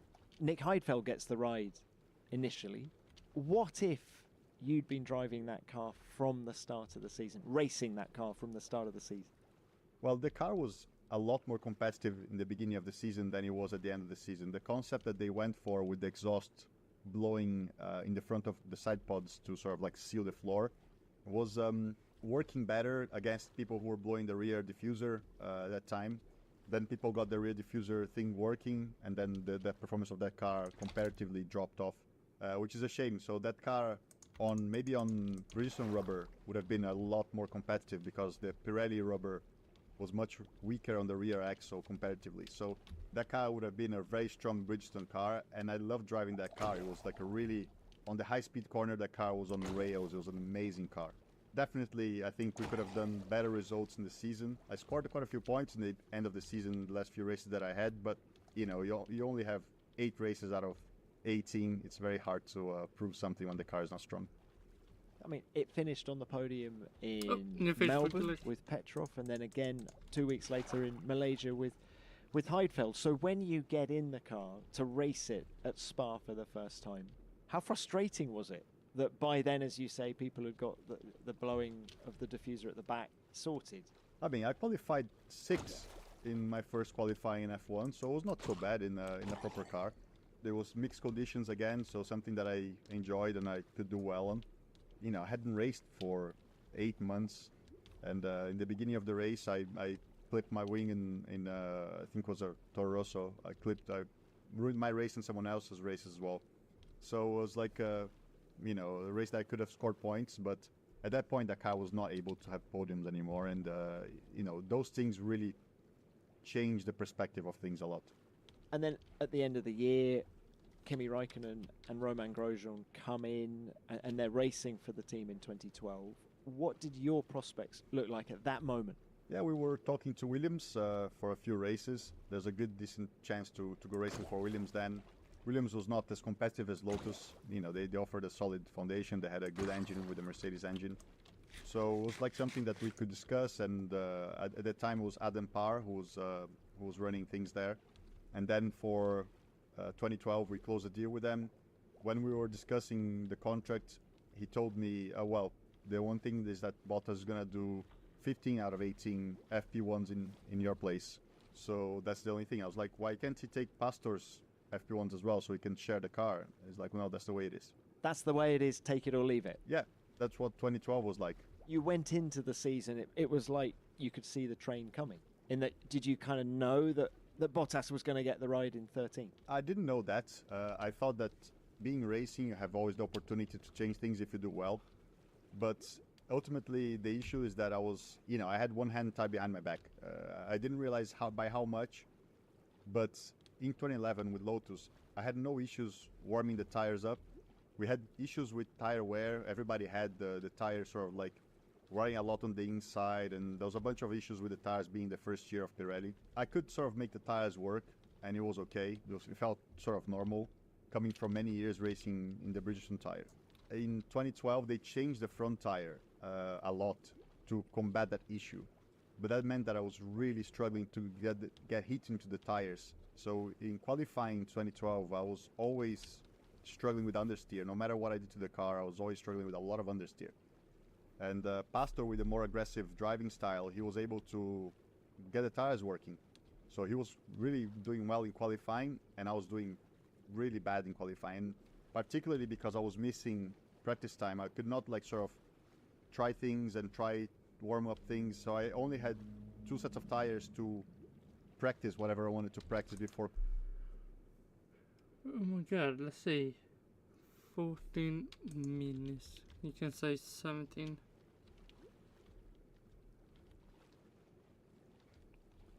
I mean, that must be annoying. You have learned to handle the bad tires, and now they are better, or in this case worse for you. And make it even worse for you to stay in Formula 1. Qualifying effectively.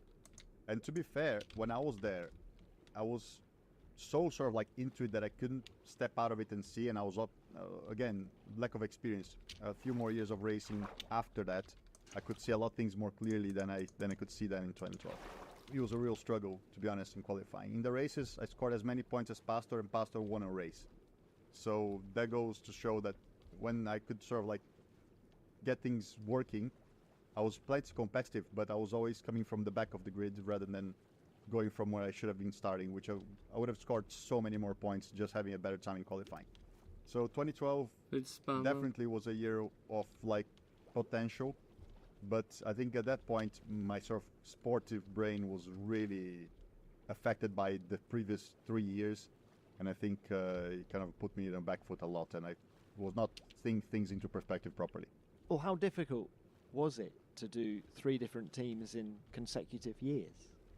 What are the challenges of going to a new team? It's not just meeting new... And Longasariant have been in the same team and still struggling. This Spellman. people. I suppose each team is culturally different that you've got to get used to as well. Yeah, it was tough. To be fair, I had been jumping teams pretty much every year since I started racing, so it was not something uncommon for me. But yeah, I mean, at a certain point, you want some stability. I mean, you see people with less results getting better opportunities to sort of like have a chance in their careers than I did. So it was, it was hard. I mean, as I said before, they were not comparing me to the people that I was racing against. There was always this stigma that I was not as good as my uncle, and that was the only thing that mattered, even if the opportunity never really came about. So I kind of had to deal with it because the only way to prove people wrong was to have results. But to be fair, in any modern day sport where everything is so competitive, having any disadvantage will put you away from where you could be. And in F1, having... Like Drugovic, but hopefully he will succeed to come into Formula 1. 30% less practice time than everybody else on most races is something that will definitely affect things.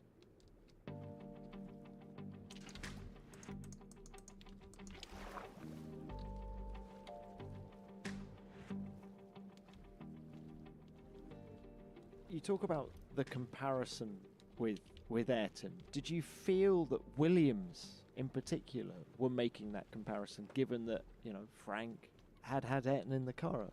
I don't think so. I didn't feel that way at Williams. They were great with me. Within the constraints that we had with like a track time, they were giving me an opportunity. Tom McCullough was my engineer. He was amazing. He was a great guy. In Chevy, I had worked with him at Hispania before. I had a great time with Williams, with the people. Frank was also amazing. Claire, and everybody was amazing. So I don't think it was coming from the team necessarily. It was coming from the sport in general. So maybe if I had gone to Toto and said, "Hey Toto, would you give me an opportunity?" Maybe things would have changed. I don't know if he would have taken me or Oh not. shit, But new fish for the what I'm trying collection. to say is that I think this political part plays a huge side in F1, and maybe I was too naive to see it. So by the end of 2012, the feeling you're giving me is that you were kind of done with Formula One. Is that fair? In some way, yeah. I was kind of like, it felt like I was not welcome there. I never felt part of it. Yeah, it sort of felt like it was something that was not really meant to be. And trust me, I love the cars there. The F1 cars are something else. So almost like the start that Senna had.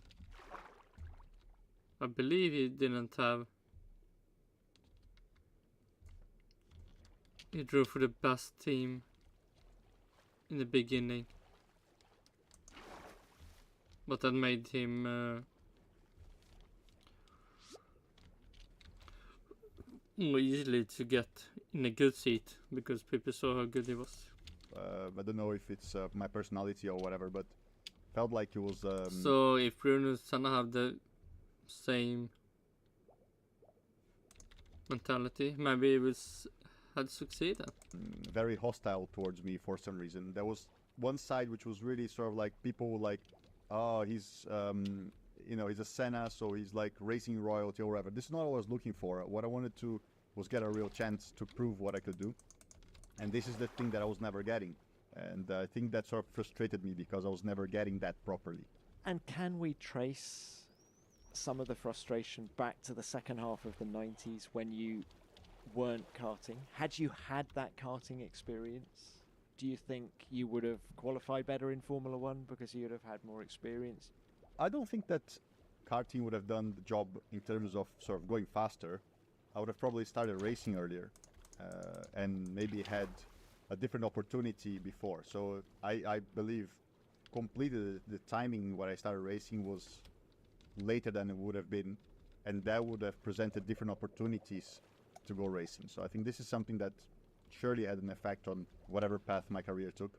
I think the racing experience that I lacked was not necessarily on the track only. There was some on the track, but that always comes, and you learn, and every race you do, you become a more complete driver, and that's okay. But it was sort of Probably not for Logan Sargent. Hey, also it's the last race maybe. Let's see. with the racing environment, understanding how to deal with pressure, how to deal with the people, how to deal with teams, how to deal with the technical side. And as much as I could learn fast, I probably couldn't learn fast enough to deal with some things. As I said, in 2012, my mind was not in the right place to understand what I needed to do, not only in driving, but also how I could push the team to help me get better on the issue that I was having. 3 years later, I did Formula E, I did endurance racing. Everything that I did in F1 was so clear, and I could sort of like pick and choose the things that I would have done differently, even in 2012. That would have changed things around a lot in my performance. So racing is experience. Can you elaborate on what you think you should have done differently in Formula One? I mean, Being good. At Williams, for instance, I was struggling to get the tires working right in qualifying. First of all, one change that I would have done, many times I came to qualifying like completely under pressure, like under my own pressure, thinking I need to go and qualify all this time. This is like killing me for the end of the year. Like I was always, this was in my mind. This would have been completely different if I had had this sort of like serenity that I had after, and I would have gone into it with a clear mind, thinking, okay, I need to do this for qualifying. So every lap that I did, I would have the opportunity to do a banker lap and then just give myself the ladder to sort of like improve, whereas I wanted to deliver at that moment, and if I didn't deliver that at that moment, it was all wrong. So I was making more mistakes because of this, because you're just pushing above and beyond what was possible. And then there was also the technical side. I could understand how to work the tires better. I had already taken different tires to make them work, and I sort of had this different feel of what you could do to get a tire working in different conditions. And I think I could have done a better job with the Pirellis as well. So different things. Yeah, I mean, it sounds to me like it's a comfort factor, isn't it? It's a comfort factor in yourself. It's a comfort factor dealing with the technical side of it, dealing with the people around you, being comfortable. I mean, with the media, it's and, White isn't it? lie. Yeah, but also knowledge, just pure experience and knowledge. And when you think about it, I got to F1 with 4.5 years of racing experience, total. It's not bad, but it's also not enough, right? So I think when you think of Kym, he had like only a little bit of car racing before that, but he done loads of karting before. Not taking any away from Kym. Kym is amazing, right? But Kym had like a huge machine running behind him that wanted him to be there. So there's a different perspective, and when you look at it, it's quite simple. Things look much more complicated than they were, I think, and now I sort of see it. Well, one of the things that did happen, Bruno, is you go and race sports cars with a lot of success, and in particular with Nico Prost. And I feel that that's for the history books, that's a lovely moment when the two of you win the championship together. I'm sure not irony, but that moment wasn't lost on you, I guess, given the history of Ayrton and Alain. When we understood that we were going to race together, we got together to talk and everything, and it was amazing. I mean, I had already met him in Formula E, but we were racing against each other. And in Formula E, I had loads of chats with Alain as well, and Alain is awesome. Alain is also just like Gerhard, had so many light blue stories with Ayrton, and also it was such a good time. So when we had this chance to race together, we were like, wow, this is cool. And obviously Nelsinho Piquet was also in the team. He was in a different car, but there was like a whole sort of like 80s vibe going on in that rebellion team. So it was cool. We got along well. Together with Julian Canal, the environment in our race car, which is obviously very different from single seaters where you're sharing the car with other two drivers. The environment in our car was amazing. It was such a great time. We were always sort of pushing each other, feeling good, and this is what won us the championship, honestly. We were consistent. I don't think we were always the fastest, but in endurance racing, we just like deliver, and we won the championship together, and I'll never forget it for sure. Well, you said earlier that you love the GP2 cars to drive, but do you think you were happiest at this particular moment at Rebellion racing with Nico? It's different. If I'm completely honest, I enjoyed more, not a sprint race, but the sort of Grand Prix length of races. I prefer a 2-hour race to a 12-hour or 24-hour race. Sort of like you build a race and things sort of in general go in a direction. Whereas in endurance races, there's so much randomness. I don't like the randomness so much, maybe because of my previous racing experience, but GP2 was awesome because, as I said, the tires were amazing. We could just push, and it was like so much fun. I love GP2, even though it was a bit chaotic at the time. But 2016 and 2017 were 2 years where felt like 2008, when I had like full confidence on my driving. I was like completely singing with my sporting side.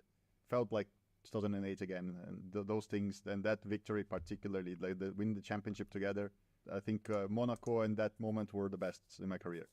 Brilliant. Well, Bruno, it's been brilliant to talk through it all. Thank you very much for your time. Thanks for your memories of Ayrton as well. One thing we are doing this year is we have some quick fire questions. I hope you're ready for these. No. What else are you good at? Flying drones. I got into this crazy thing since 2015. I love flying FPV drones and building them and everything. It's just, I guess I took it a bit from Ayrton with the, modeling, RC modeling thing. And I just love it. It's so much fun. Which racing driver, dead or alive, would you want to be stuck in a lift with? Ooh, I think James Hunt would have been quite a good chat, actually, because I see a lot of like the old races where he was still, commentating on. And he was like, it was quite funny because he was like a very aggressive driver. But when he was commentating and someone did like an aggressive move, he would be like more, oh yeah, well, if you went off the track there, yeah, you deserve that. So it was quite a contrast in the way that he raced and the way he saw the races when he was commentating. And again, different whenever he was doing interviews. So James Hunt was a very interesting character. I'd love to talk to him. Who would play you in a film? Did you watch the OC? It's like a TV series. It's 20 years old or something now, but I don't know the name of the actor, but apparently I look like him. Actually, while we're talking films, what did you make of the Senna movie, Manish Pandey's Senna movie? I love it. It's impossible to get Ayrton as a whole in a 1 hour and a half picture, but they did a great job to show this side of him, this competitive side and everything. And they focused a lot on the rivalry with Alan. There was a lot more going on there at the same time, but we couldn't see obviously. But it just showed all this side of F1 and of Ayrton that people didn't know. Yeah, it's cool, and it inspired a lot of people to follow Ayrton and to want to know more about him as well. Who is the coolest person in your contacts? Ooh, Michael Fassbender. Yeah, that's pretty cool. Have you raced against It's him? very cool, right? No, I never raced against him, but yeah, we met quite a few years back. Bruno, look, last one. Who would be your first guest if you hosted a podcast? You, because Okay, so lame questions and a lame answer.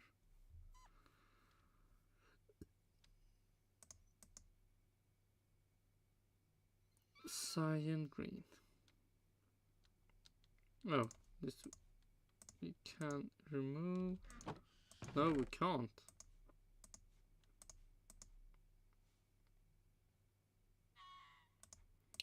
Green. you know what? You know a lot about a lot of people. Tom, you are one of the few people who's able to sort of talk to people without just going over the same things or having the same subjects and not make everybody bored. So I'm sure you got some really, really good stories that you've extracted very well out of very, very interesting people. So yeah, if I ever do a podcast, my first guest will be you. Do we have a deal? We have a deal. I would be delighted to come on. I think it would be really boring. I don't think so. True. I'm pretty sure it will be. Is there any current Formula One driver who you'd like to have on a show? Yeah, Lando. Lando is not very afraid to say what he thinks. He's like a young guy, like up and coming. I would love to have his perspective on many things. He thinks I'm an old guy and everything, so it'd be quite nice to show him some of my experience as well. But yeah, Lando is a good lad, and I think that his approach to racing is one of the ones that I like the most now. He's quick. He's honest about things. Doesn't feel to me like he has this sort of like ego that sort of takes over his personality, and I love that about him. He's an extremely talented guy, and for me, in my perspective, he goes about racing in the right way. Bruno, it has been great to chat. Thank you very, very much for your time. Really good to see you come to a Grand Prix, please. It would be fun. Do let me know if you come, and we can dinner on me. Sounds like a plan. My pleasure, Tom. Great speaking to you. Yeah, just go away.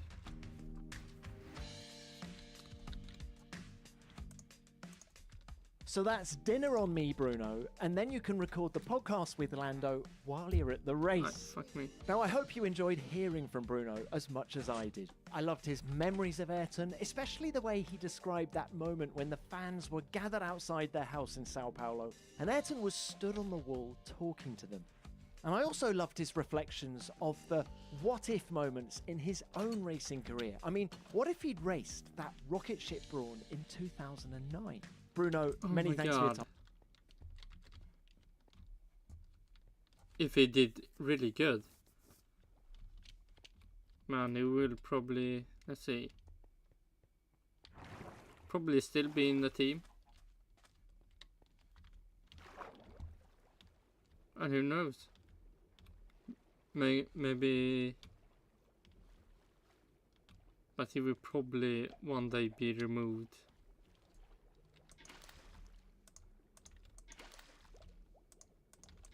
For Lewis Hamilton.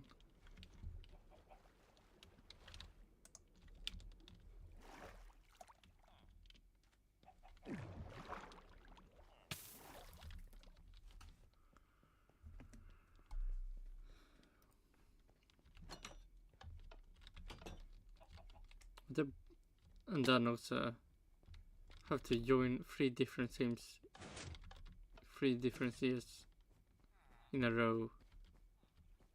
Can't be fun.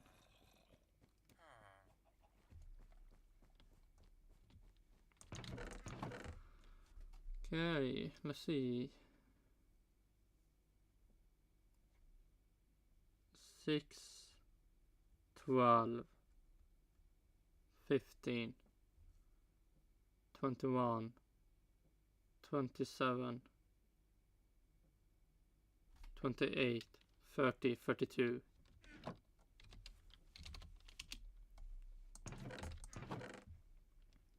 6, 12, 13, 17, 19, 25, 30.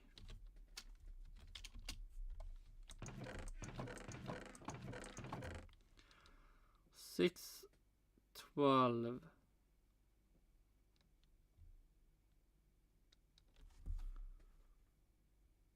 17, 18, 20, 21,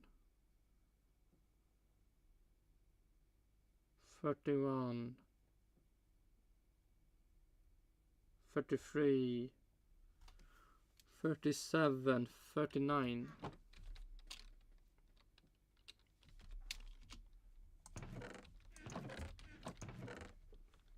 1, 2, 3, 4, 5, 6.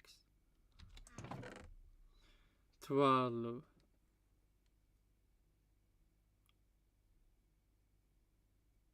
17, 19, 21, 27, 33, 37, 38.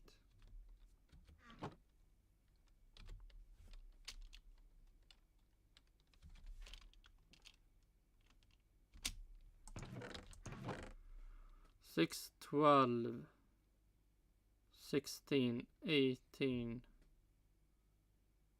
21, 23, 26, 27, 31, 35.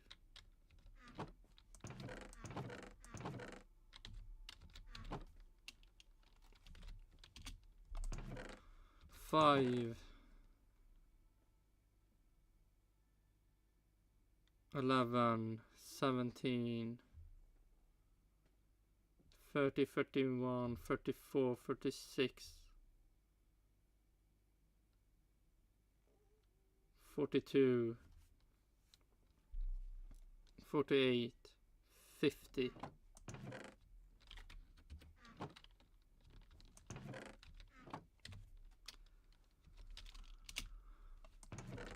Really?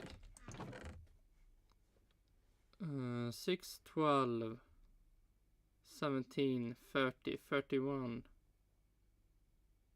36, 41, 45, 47.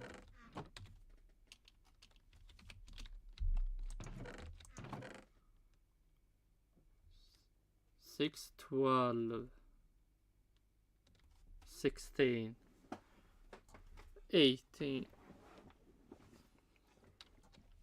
23, 23, 27, 31, 34.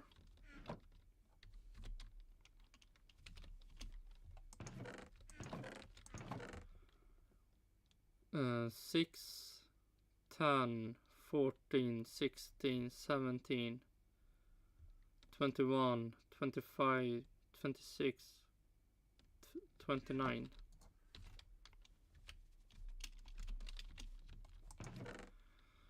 6, 12, 15, 18, 21, 23, 24, 27, 29.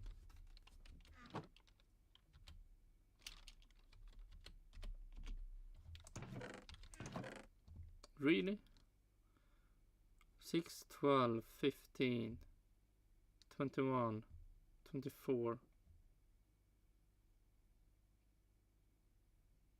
27, 29, yep.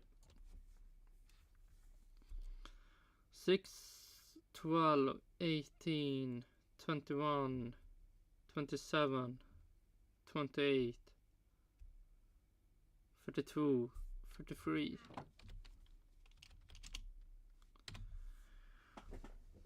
62, 90, 101, 139, 160, 174,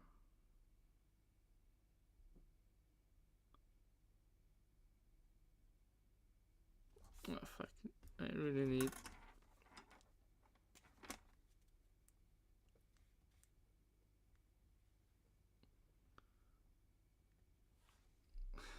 doing the math so much easier. 32 plus 30 plus 39 plus 38 plus 35 plus 50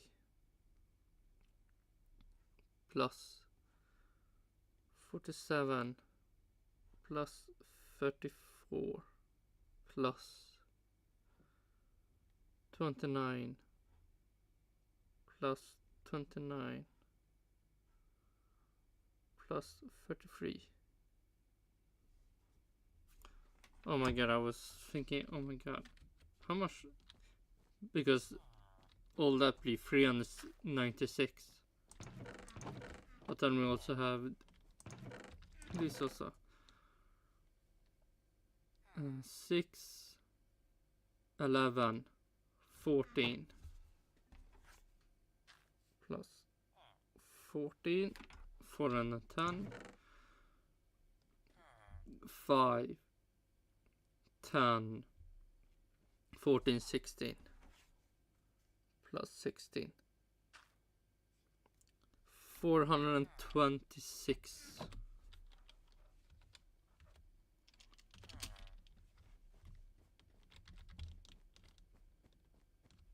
To make sure, 1, 2, 3, 4, 5, 6, 7, 8, 9, 10, 11, 12, 13, 14.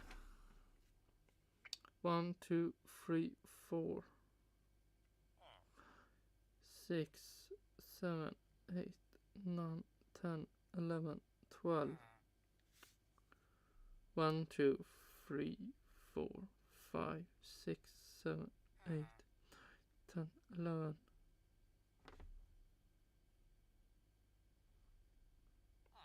1, 2, 3, 4, 5, 6, 7, 8, 9, 10, 11, 12.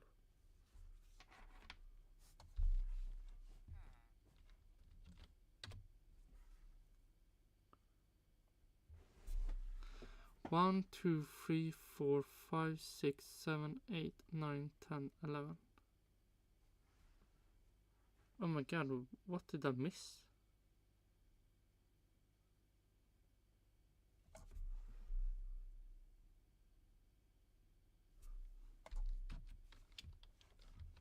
One, 2, 3, 4, 5, 6, 7, 8, 9, 10, 11, 12.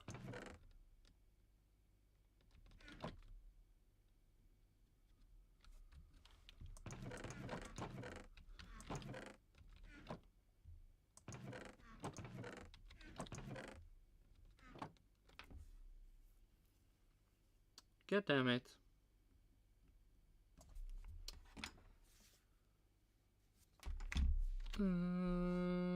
Let me go. Whoa.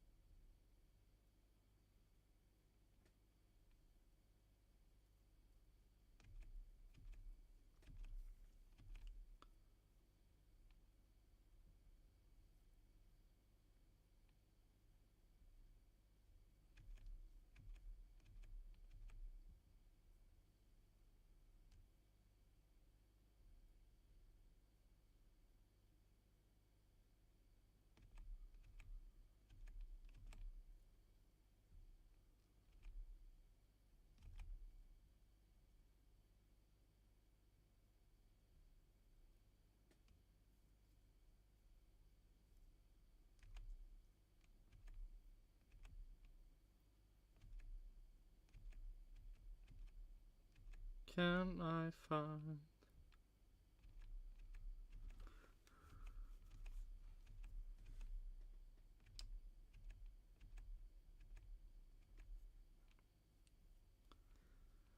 Oh my god, still, fuck me, what happened? 1, 2, 3, 4, 5, 6.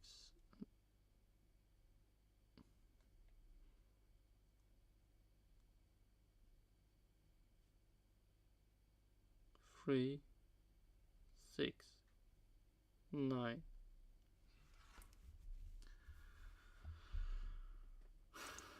What?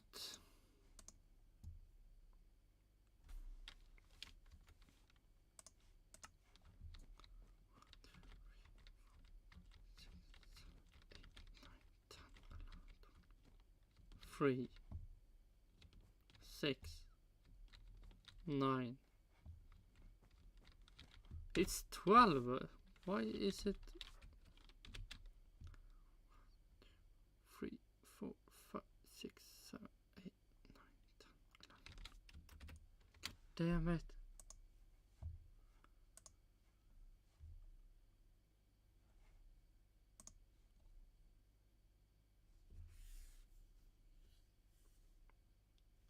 Okay, first one.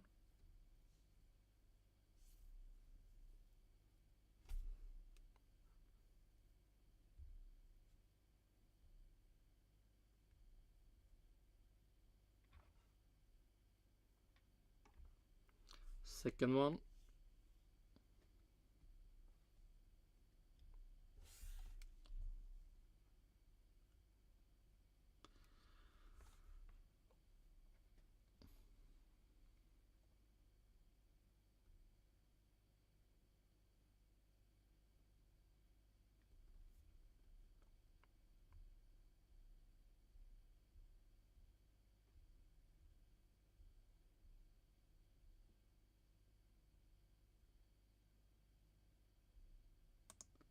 Third one.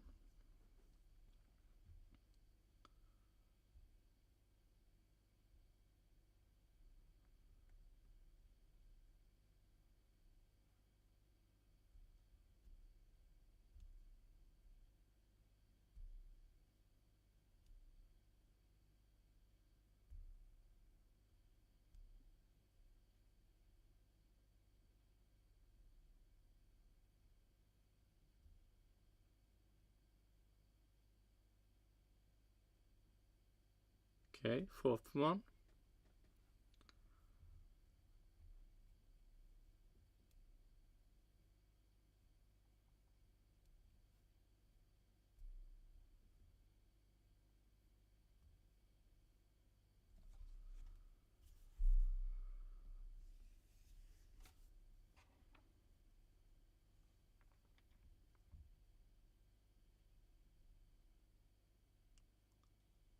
Fifth one.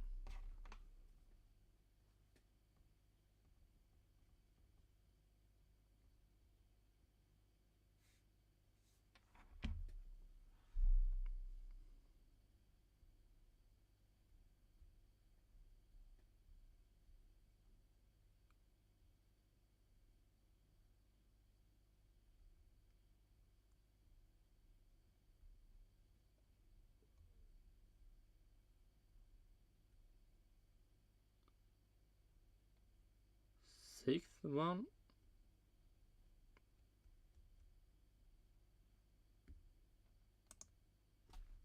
To make sure.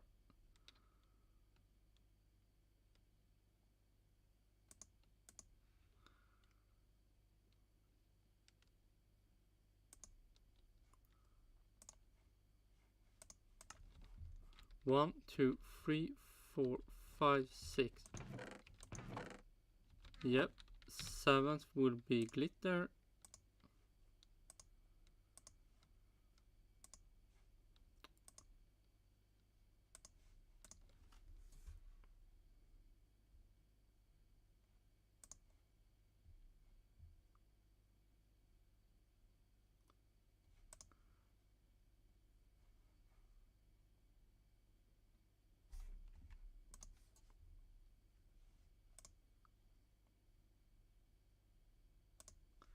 1, 2, 3, 4, 5, 6. Yep. And now 17 is glitter.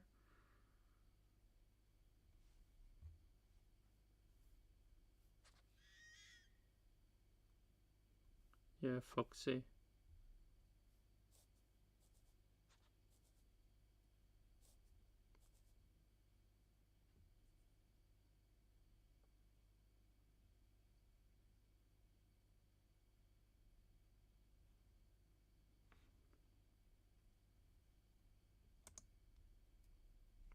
One, 2, 3, 4, 5, 6, 7.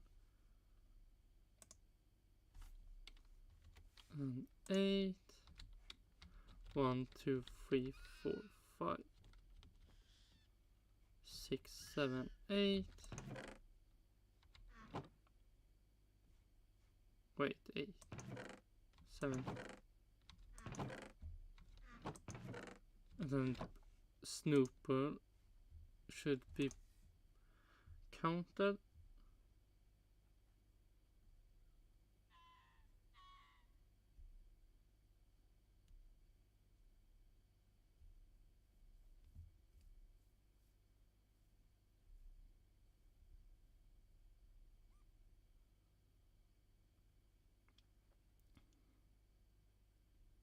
There we have it.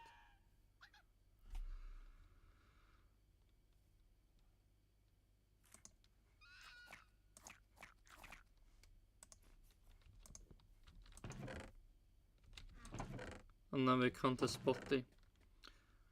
3, 6, 8,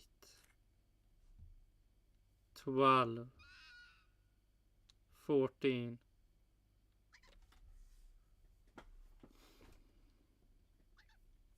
15, 16, 22, 28, 32, 34.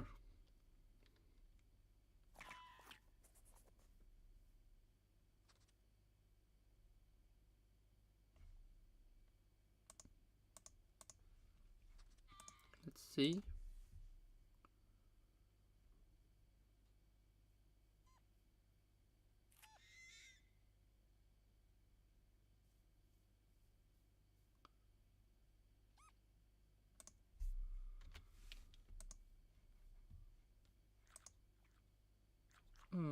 Let's see, but where do I get 34? That should be, to make sure, is this also 34? 6, 12, 14, 8, 16, 20, 24, 25, 27.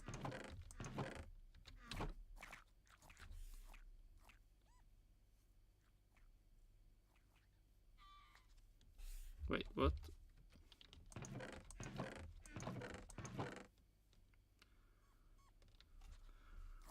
Three, 6, 11,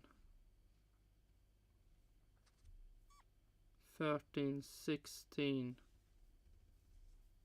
18, 23, 27, 30, 33, 34. Okay, so 2 34s. Okay, and then I just plus 34.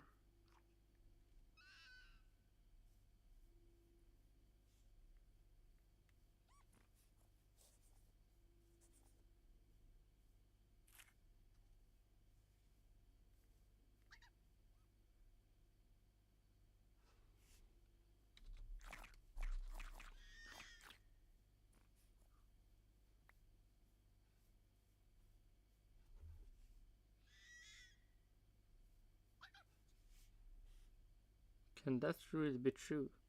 460.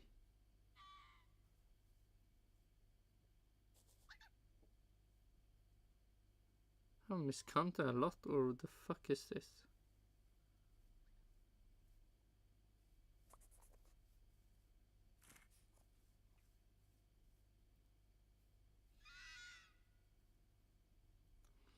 1, 2, 3, 4, 5, 6, 7, 8, 9, 10, 11,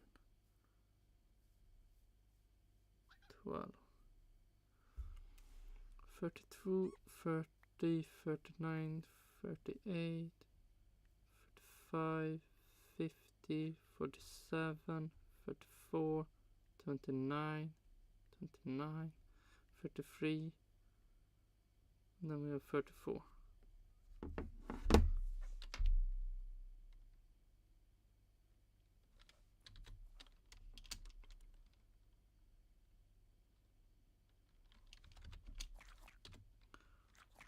$460. Oh my god. Also missed a lot of fishes then.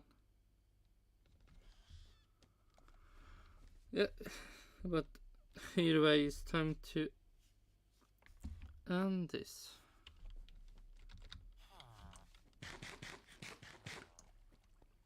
And hopefully the sprint race will be good for McLaren and oh, sprint race, I mean the qualifying for the race. The sprint race need to be good for the cardio.